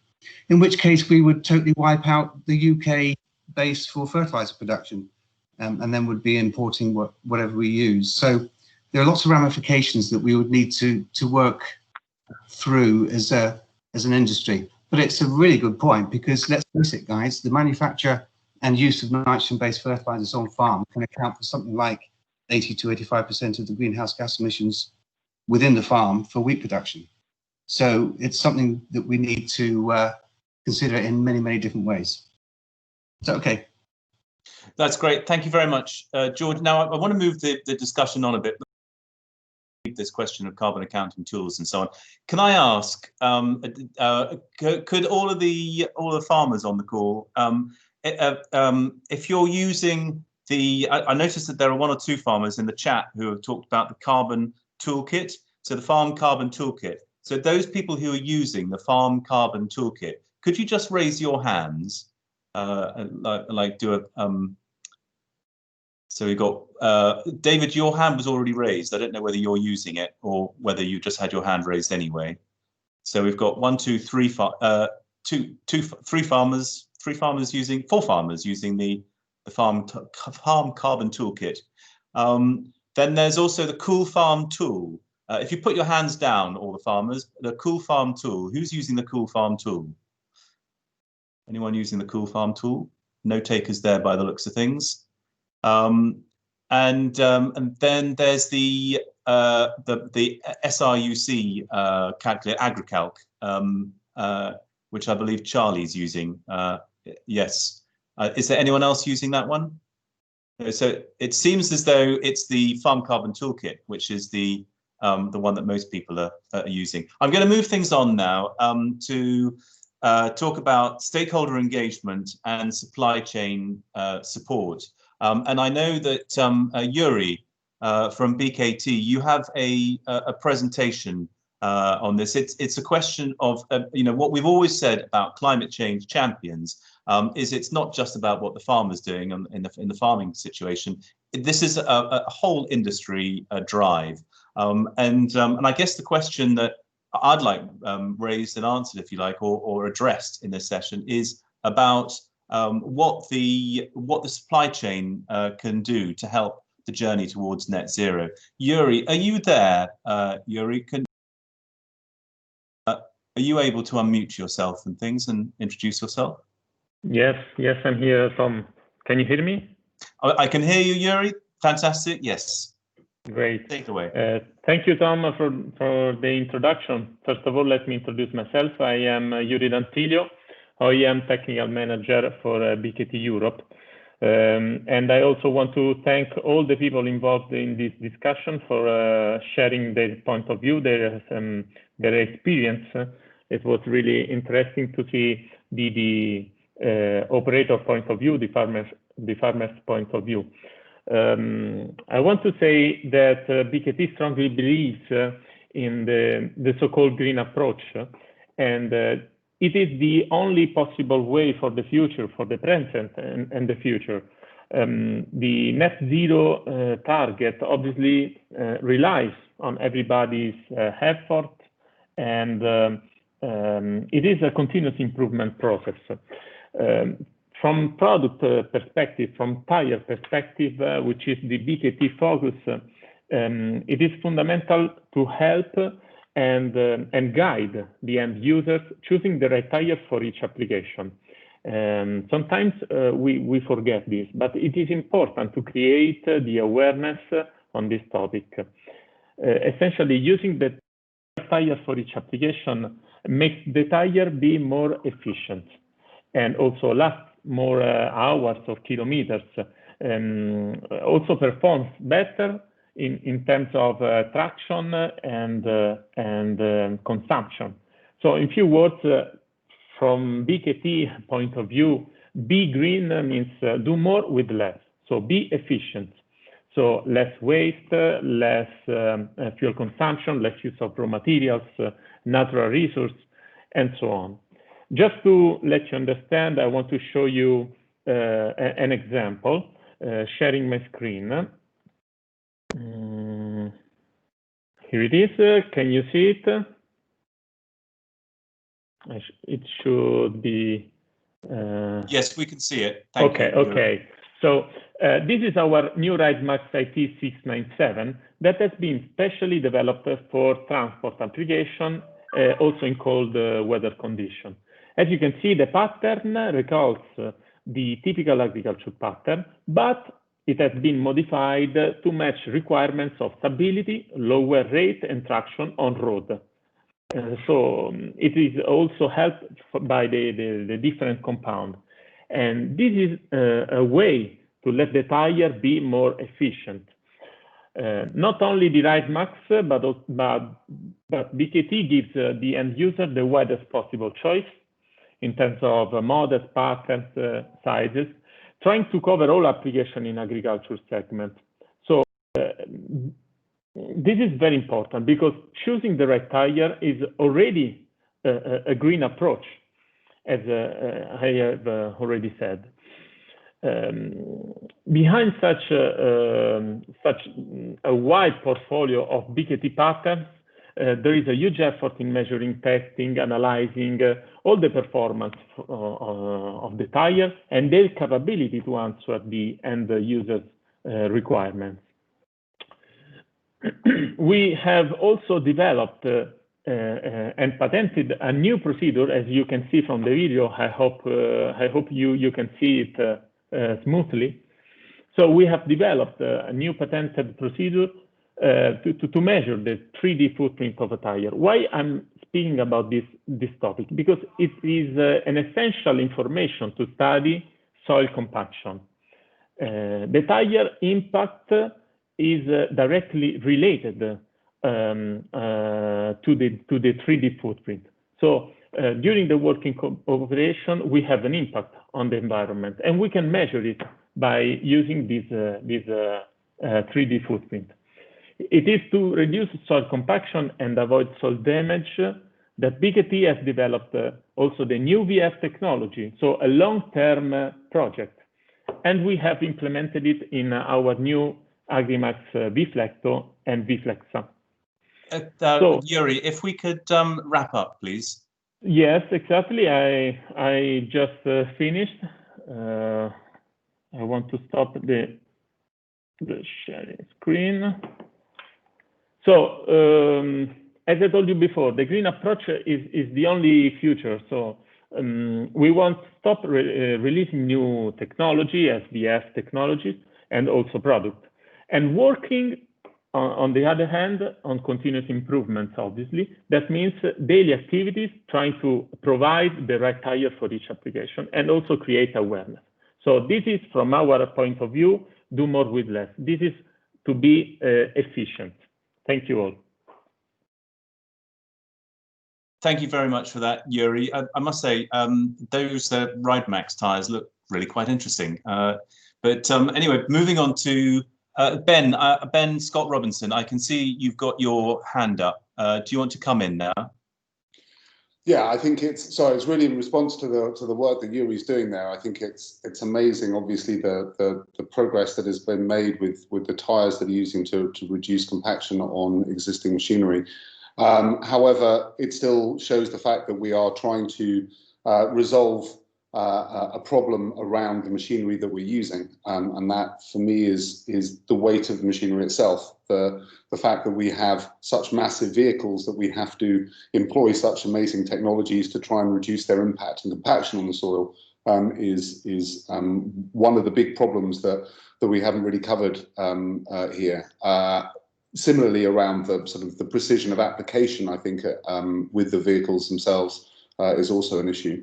You know, I'm from the small robot company. I will fully, put my hand up to say that we have a very specific view, but unless we can lighten the load on the field by removing a lot of the weight from the machinery, then we will just be applying sort of band-aids to the problems around having tens of tons of kit rolling around, essentially creating the problems with compaction that we have to resolve in other ways. Similarly, while we have systems that view the field as a data point or can only act on sort of per field information, which is still the vast majority of the way that people are working. I know that I'm preaching to the converted here, that we will struggle to be able to reduce or remove the amount of chemical usage and the damage that's being done to the soils. We have a really strong belief not only in using kit which is as lightweight as possible, so hundreds of kilos rather than tens of tons, so that we can reduce the compaction elements, but also a really commitment to creating a per plant understanding of what's happening in field.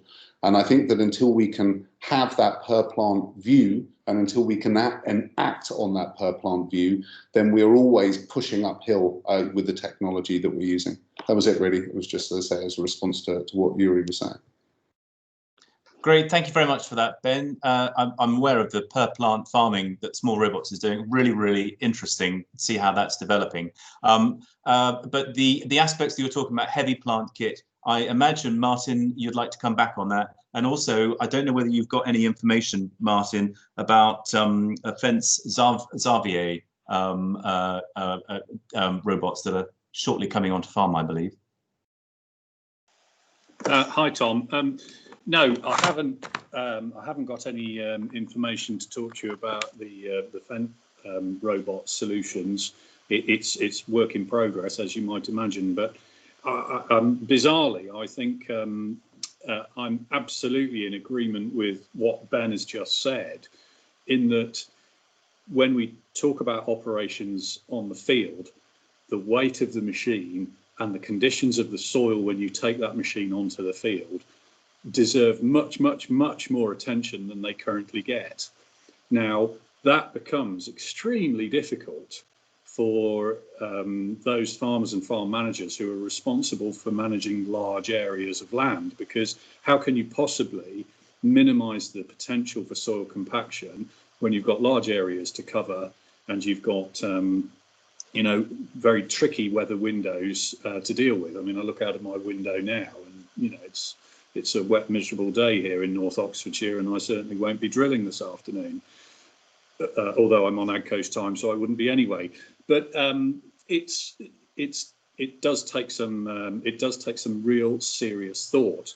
Now, what I would suggest is that looking at tyre technology, as we've seen from BKT, is something that farmers should do.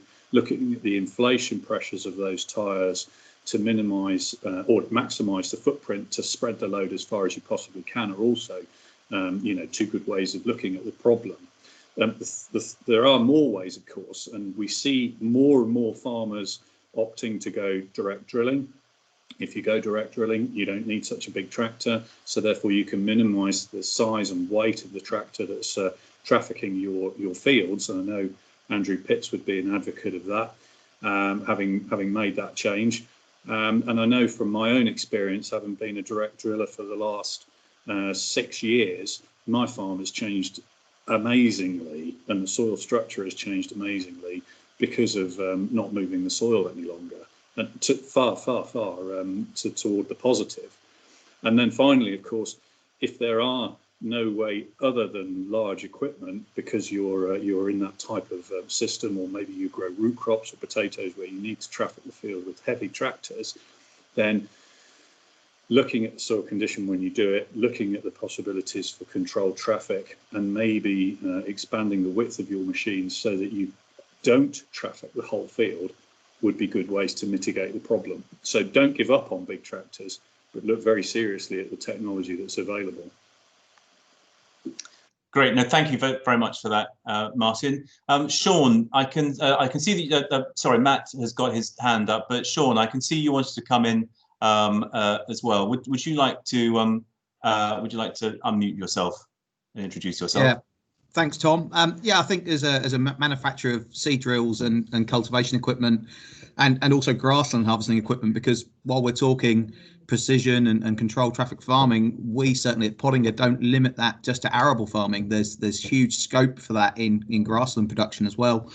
But one of the areas we've directed our attention to the last few years is seeking out alternative materials for the construction of machinery. You know, once upon a time, strength was all about the amount of steel that you use to make a machine strong, robust, durable. I often use the analogy that if weight was an indication of strength, how would aeroplanes ever get into the air? You know, and you look at the aviation industry and their adoption of manufacturing techniques and alternative materials has enabled ever and ever larger aircraft to take to the air but become more and more efficient.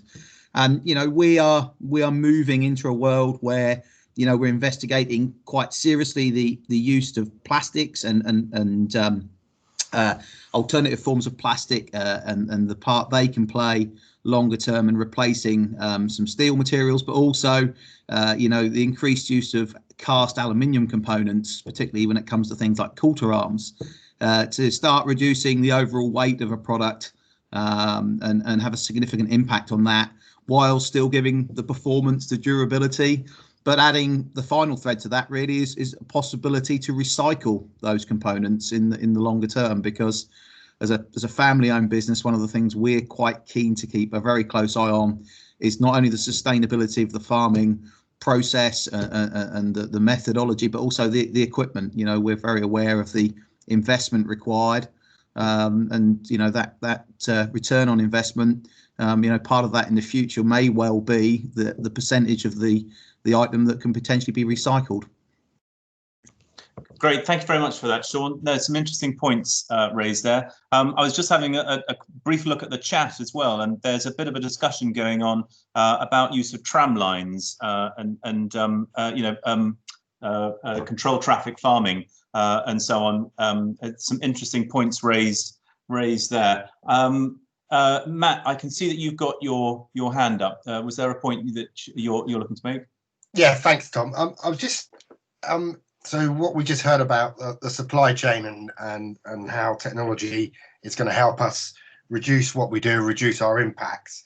Working on the less is more argument, which is great.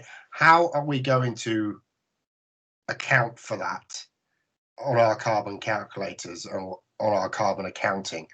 And I assume at the moment in a carbon calculator that you just put how much diesel you use per hectare, accepts that.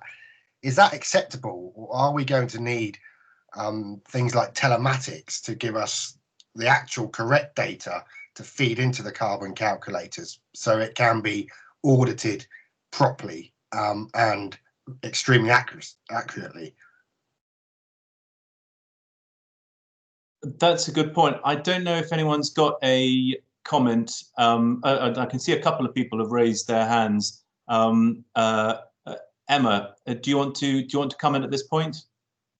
Yes, I think it sort of comes back to my earlier point, Matt, as well, that we need collaboration across the industry on this one, and I would be more than willing to, you know, take guidance as well with regard to this, because what we're doing as a business, it's in its infancy at this precise moment in time, but I think we can learn from other bodies within the industry as well, and I think you're right in how we can help in that process, but we do need to come up with some sort of tool or you know, to capture that data so that it is recorded correctly as well.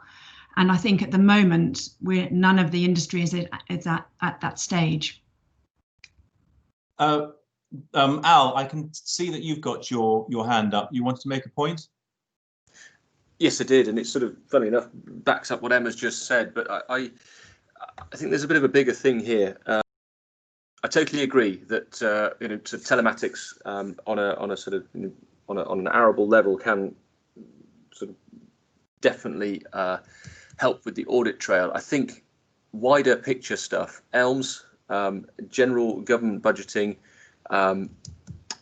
payment by results, which is where it looks like it's going to go. I think I think we need to all be very, very aware that, you know, if Elms is going to play any kind of a part in this, and I know there's several others in this sort of forum that probably will agree with me that it's probably not going to be the be all and end all, certainly from a financial point of view. You know, payment by results means tangible results that are measurable, transparent, trusted. We've talked about the carbon calculators being sort of all on the same page in terms of, you know, level playing field in terms of the results that they give. I think, you know, we've got to be aware here that whatever we do needs to stand up to scrutiny. It's got to be stress tested, and it's got to be certainly by the sort of, you know, the policy makers, the mechanics that make all these schemes run. It's got to be trusted that, you know, the unscrupulous ones cannot start massaging the results. I think it's not just about sort of down to one thing such as telematics. I think it's an industry-wide or several industries-wide situation, and I must admit I'm very much of the opinion that, you know, we're sat here, we're all going in the same direction as somebody else has already said, but I think we need to get some traction going on groups of people or groups of organisations that are working towards this before we all start patting ourselves on the back too much, saying, well, aren't we good? You know, we sequester this, we sequester that. We need to stand up to scrutiny and stress to be able to be taken seriously. Great, thank you very much for that, Al. I'm keen to move things on. Tom, I can see you've got your hand up, and Ben, I can see you've got your hand up. But what I'd like to do, if it's okay, is move things on. We've had a really interesting discussion so far and raised some really interesting points. I'd want to look a bit. I'm going to skip over the policy aspect for the moment, but because I do want to talk about you know, how the private sector can help in terms of you know, providing some of the stimulus for this. Just to sort of throw in here, one of the things that Bayer has announced recently, well, they introduced it last year, was this carbon accounting scheme that they're running as a pilot in Mexico, where they're actually rewarding Mexican farmers who sequester carbon. Is this a model that can be taken forward? I mean, obviously there's a government role in helping sequester carbon, but could the private sector help in sequestering carbon? I don't know if anyone's got any views on this at all. Would anyone like to contribute on this? Matt, do you want to have your... Yeah, thanks, Tom. I mean, it's something that I think is going to be key going forward, and I think to it earlier, and I think it really does go back to what Mike Green has spoken about, and in this the way the carbon is accounted or can be accounted when it comes down to arable crops is key in this, because I think if we can get that carbon the carbon capture accounted for on farm, I really do think that one way forward could be the linking up of supply chains and essentially the sharing of that carbon storage right throughout the supply chain, and ultimately adding end users, as in, say, for instance, just take a name out of the hat, Warburton's bread, for instance, making a point of difference and being able to add value which can be shared down the supply chain. Now, I think that's where we can make it a two-way or a two, you know, up and down the supply chain, right from start, right to finish, on how that can happen. And I think that can only really happen if the carbon storage of in arable crops is taken into account of, as Mike Green has alluded to. Great, thanks, Matt. I can see a couple of farmers have got their hands up, but I'd like to bring in Mike at this point, Mike Green. I'm sure you've got some thoughts on this. Thank you, Tom. And yeah, Matt, you're absolutely right. That's something to work on for all of us. And I know Farm Carbon Toolkit, I've been chatting to them, and they're quite keen to look at it. So a lot of you are on that space. So, you know, moving forward, it's not a problem. The UK's 2050 net zero commitment, and I heard this last week, it relies on us all reducing our emissions to where we can get to the point that we only have these residual emissions. Now, everyone is is looking at all the emissions that businesses do and say, oh, that's a market for us to offset into or to supply the offset. But these companies are duty bound to reduce their own emissions to the point where they can't get them down anymore, and that's the residual emission that then could be offset by stuff that we're doing on farms and inland. And all of you guys are on this journey to reduce your own emissions. And if we start a more wider market story or conversation, we'll miss the point, because a lot of people won't go on their journey. They'll just say, right, I can just offset some other company's emissions and I'll keep on doing what I'm doing. And we've all said today that we need to look at the negative side as well as the positive side. Two types of carbon credits, maybe. Carbon stocks for permanently sequestered carbon, and the guys doing the life cycle analysis, this is their mantra. So existing woodland, peat, permanent pasture, natural areas. A lot of you have described what you've got on your farms that fits that bill, so the carbon dioxide doesn't come out of the system. And then there's the carbon flow, which is the stuff that we're doing more on a field-to-field basis, soils, planting new woodlands, environmental areas, energy crops. So there will be a market for that soil carbon flow, but these changes happen slowly, and do remember they can go backwards as well. And you can buy carbon off I've seen it on the chat, you can buy carbon off the web for £3 a ton in a rainforest, and that's to protect the rainforest from being destroyed. So it's actually preventing a release of CO2. Now we have some of those soils that we could do, but actually your job is, as climate champions, you've shown it, you value your soils and soil health ultimately for number one, maximum yield, because maximum yield is maximum CO2 sequestered as plant carbon in any growing year. You guys are all carbon dioxide farmers. You're climate champions, you're climate efficient, and that's the main driver for soil health. It's not £3 a ton for a carbon credit somewhere in the world. You're optimizing your inputs. Fuel use, precision farming, they're all reducing your negative side, and that's the journey you're on. Climate resilience, dealing with rainfall and temperature, ecosystem services, clean water, clean air, food webs, environmental payments. So there's the soil health bit. We talked about climate carbon credits from industry ourselves. Someone mentioned it earlier about verification. We have to be clear. If someone says, I've sequestered 5,000 tons for you, say as BSF as a company, and then our shareholders say, so where is that carbon? Is it still there? Where was it created? It has to be verified. So we have to have that in mind. But look after your soils and your soil health, and do your climate efficiency stuff for your businesses. You know that already, and there will be another market going forward. But we're trying to reduce our production costs and our operational costs, as we've also heard in the conversations, to a point where we only have residual emissions, and then that's when we would look. And I know other companies as well, fuel companies, they're offering offsets already with their products. That's a market to look at as well. And that goes to Matt's comment about the grain leaving the farm. We might leave it with a carbon story attached to it as a certificate or a payment that someone actually values what you've left in the grain, not just below ground. Don't forget above ground as well.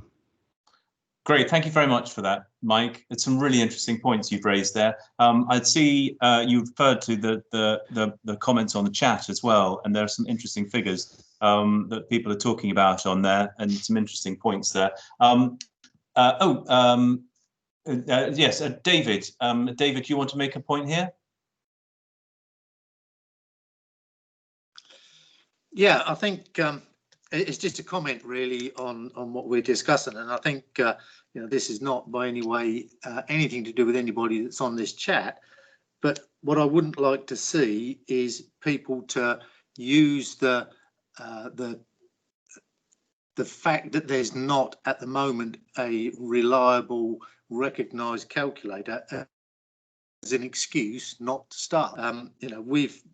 We've found that over the last 5 years we've changed things so much with such very positive results that actually, if people just start and do something, they will be going in the right direction. So that's really the comment. Don't let the lack of positive information stop people from doing it. No, that's a very good point, David. Thank you very much. Now, I'm conscious of time, that we're nearly towards the end of our time, and I'm also conscious that one of the items that we haven't covered, that I did say that we were going to cover on the agenda, is policy. I mean, perhaps we feel that we did enough of the policy while the Minister was with us and while Minette was with us. So I don't know whether we need to do any more. But I'm conscious that we're drawing to an end, and I would like I was going to ask Matt if he'd like to come in, and perhaps I don't know whether you can update us, Matt, on where the NFU campaign is, where what you've drawn from today in terms of priorities going forward. Matt, can I ask you to come in now? Yes, thanks, Tom. So the NFU priorities, and this is not speaking as NFU as a whole, it's mainly crops-based priorities that we're with net zero. So obviously, and I can draw this from today as well,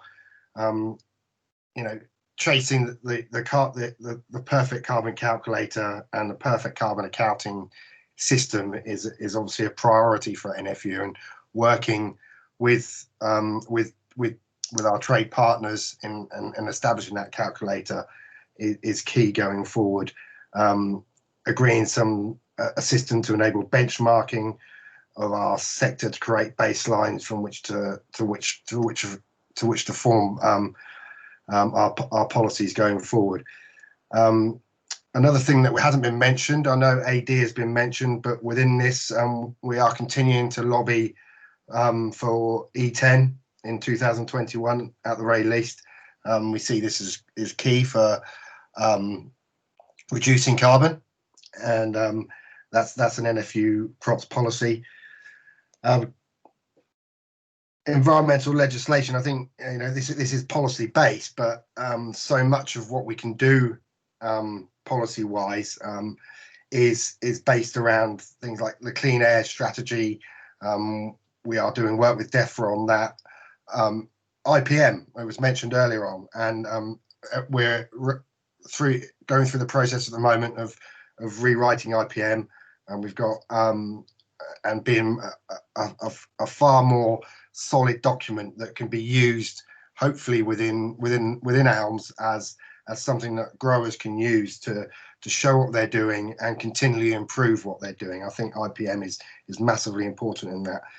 We're doing work on productivity, which links into our nitrogen use efficiency, and that is obviously key going forward. Nitrogen use efficiency and how we can be more targeted, and how that builds into our productivity work. And so Jack Watts is our ex-chief is leading on that.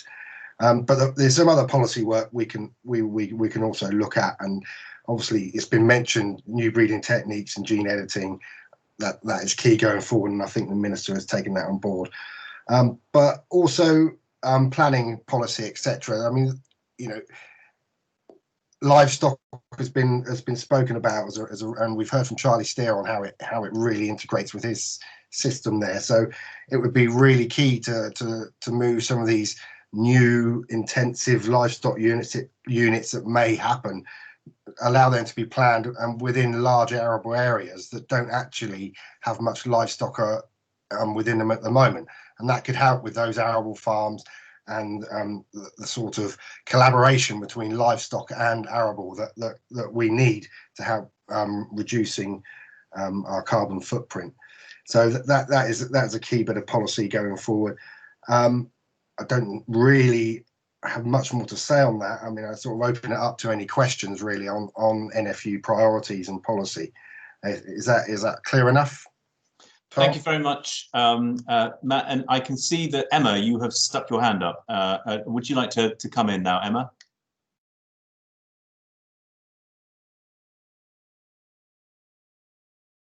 Sorry, Emma, are you there? Emma, if you're talking. Thank you. Great. Thanks, Matt. With regard to your environmental legislation side, where does the microplastics scenario sit? Obviously, we're tackling one part within the seed treatment areas where microplastics cannot be used, as in synthetic polymers, etc., within seed treatment. But is there anything coming in on the crop protection and fertiliser side that the NFU will be working on in this sector. Matt, do you want to come in quickly on that? Yeah, not currently on that. It's something that I mean we will look at as it's being raised today. It's something I can take back, Emma, and yes, please. Yeah, we'll do. Because it's a really important area. So one area is being addressed, but this is really links into soil health.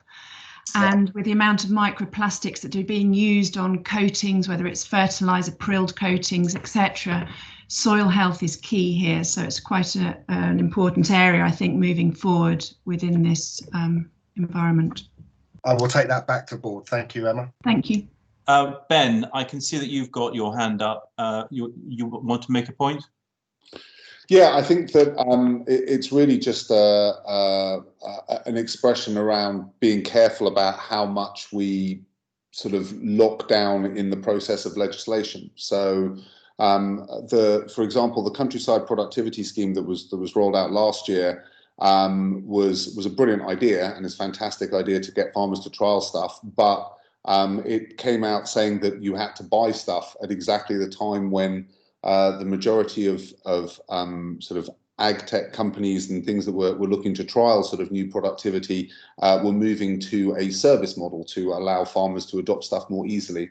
So it sort of sidestepped actually a lot of the companies, obviously including us, that could have taken advantage of this and used this to work with farmers. Similarly, I think generally we have to be very careful about making sure that we are not legislating for a sort of a slow improvement of the status quo, and allow for potentially more revolutionary sort of technologies to come out. So there was a comment earlier on about using a new form of fertilizer that got counted as waste, for example. As well as obviously, I'm speaking for ourselves here as well in terms of using robotics and the farming service and per plant farming as well. I think it's great to set legislation in place to be able to push technology or push farming in the right direction, but it can also hamstring companies from taking big sort of quantum leaps in what's happening. And sort of just generally support a more baby step approach. Great, thank you very much, Ben. Well, look, we've run out of time. It's been absolutely fascinating for me, this discussion. So I'm going to draw things to a close now. I think one of the things that came out time and time again at this meeting is this question of carbon accounting tools. That we know we're heading in the right direction, but we just don't really know exactly how much we're heading in the right direction. And until we have the right carbon accounting system, then we're still going to be slightly floundering in the dark. David Miller made a very interesting point on that, though, is that shouldn't stop us carrying on doing what we're doing and moving in the right direction. There was also this, I'm really, thank you so much for all of your contributions as well. I got a real sense that there are many, many different things going on throughout the whole industry that's driving us towards net zero, that everyone is doing, right from the tires to the tractors to the fertilizers to the seeds to the products that we put on the crops and everything, is all driving us towards net zero, and everyone's all playing their part. And it's this aspect of making sure that we do so in a collaborative way and a joined up approach to it. The more we can do in that respect, the better. And there's also this aspect of, are we going to be rewarded for it? So is that up to government policy? Is that up to private commercial interests to do it? How much is a ton of carbon worth? And so on. What is the goal here? That's another aspect that we've raised. I mean, we're not here to make all the answers, to provide all the solutions. It's really to raise the questions. We're at the beginning of this journey towards net zero, and we've got another 20 years, another 19 years to go, I guess, before the 2040 goal that the NFU has set. So we've got some time to go. That doesn't mean to say that we should take the foot off the gas and go any slower. Thank you all so much for all of your help, all of your contributions, for all that you've done, and especially to the sponsors for your financial support for Climate Change Champions. We are doing it for 2021. We are already looking for sponsors. We are shortly going to be opening we're going to be sending stuff out to our readers to invite them to step forward to become Climate Change Champion 2021. A big congratulations to Al Brooks for being Climate Change 2020, a very worthy winner, I think. Having said that, all of you are absolute champions, and I think Al himself made that point. So thank you all so much for your contributions. I'm going to be drawing this together. I'm going to be summarizing what we've done, and which I'll be sending around. And I'm also going to be writing an article from this, and I'll involve you all in that. Thank you all so much for your help, for your contributions. I think this has been a really, really instructive morning, and I'm going to shortly sign off now. Thank you very much. Bye-bye.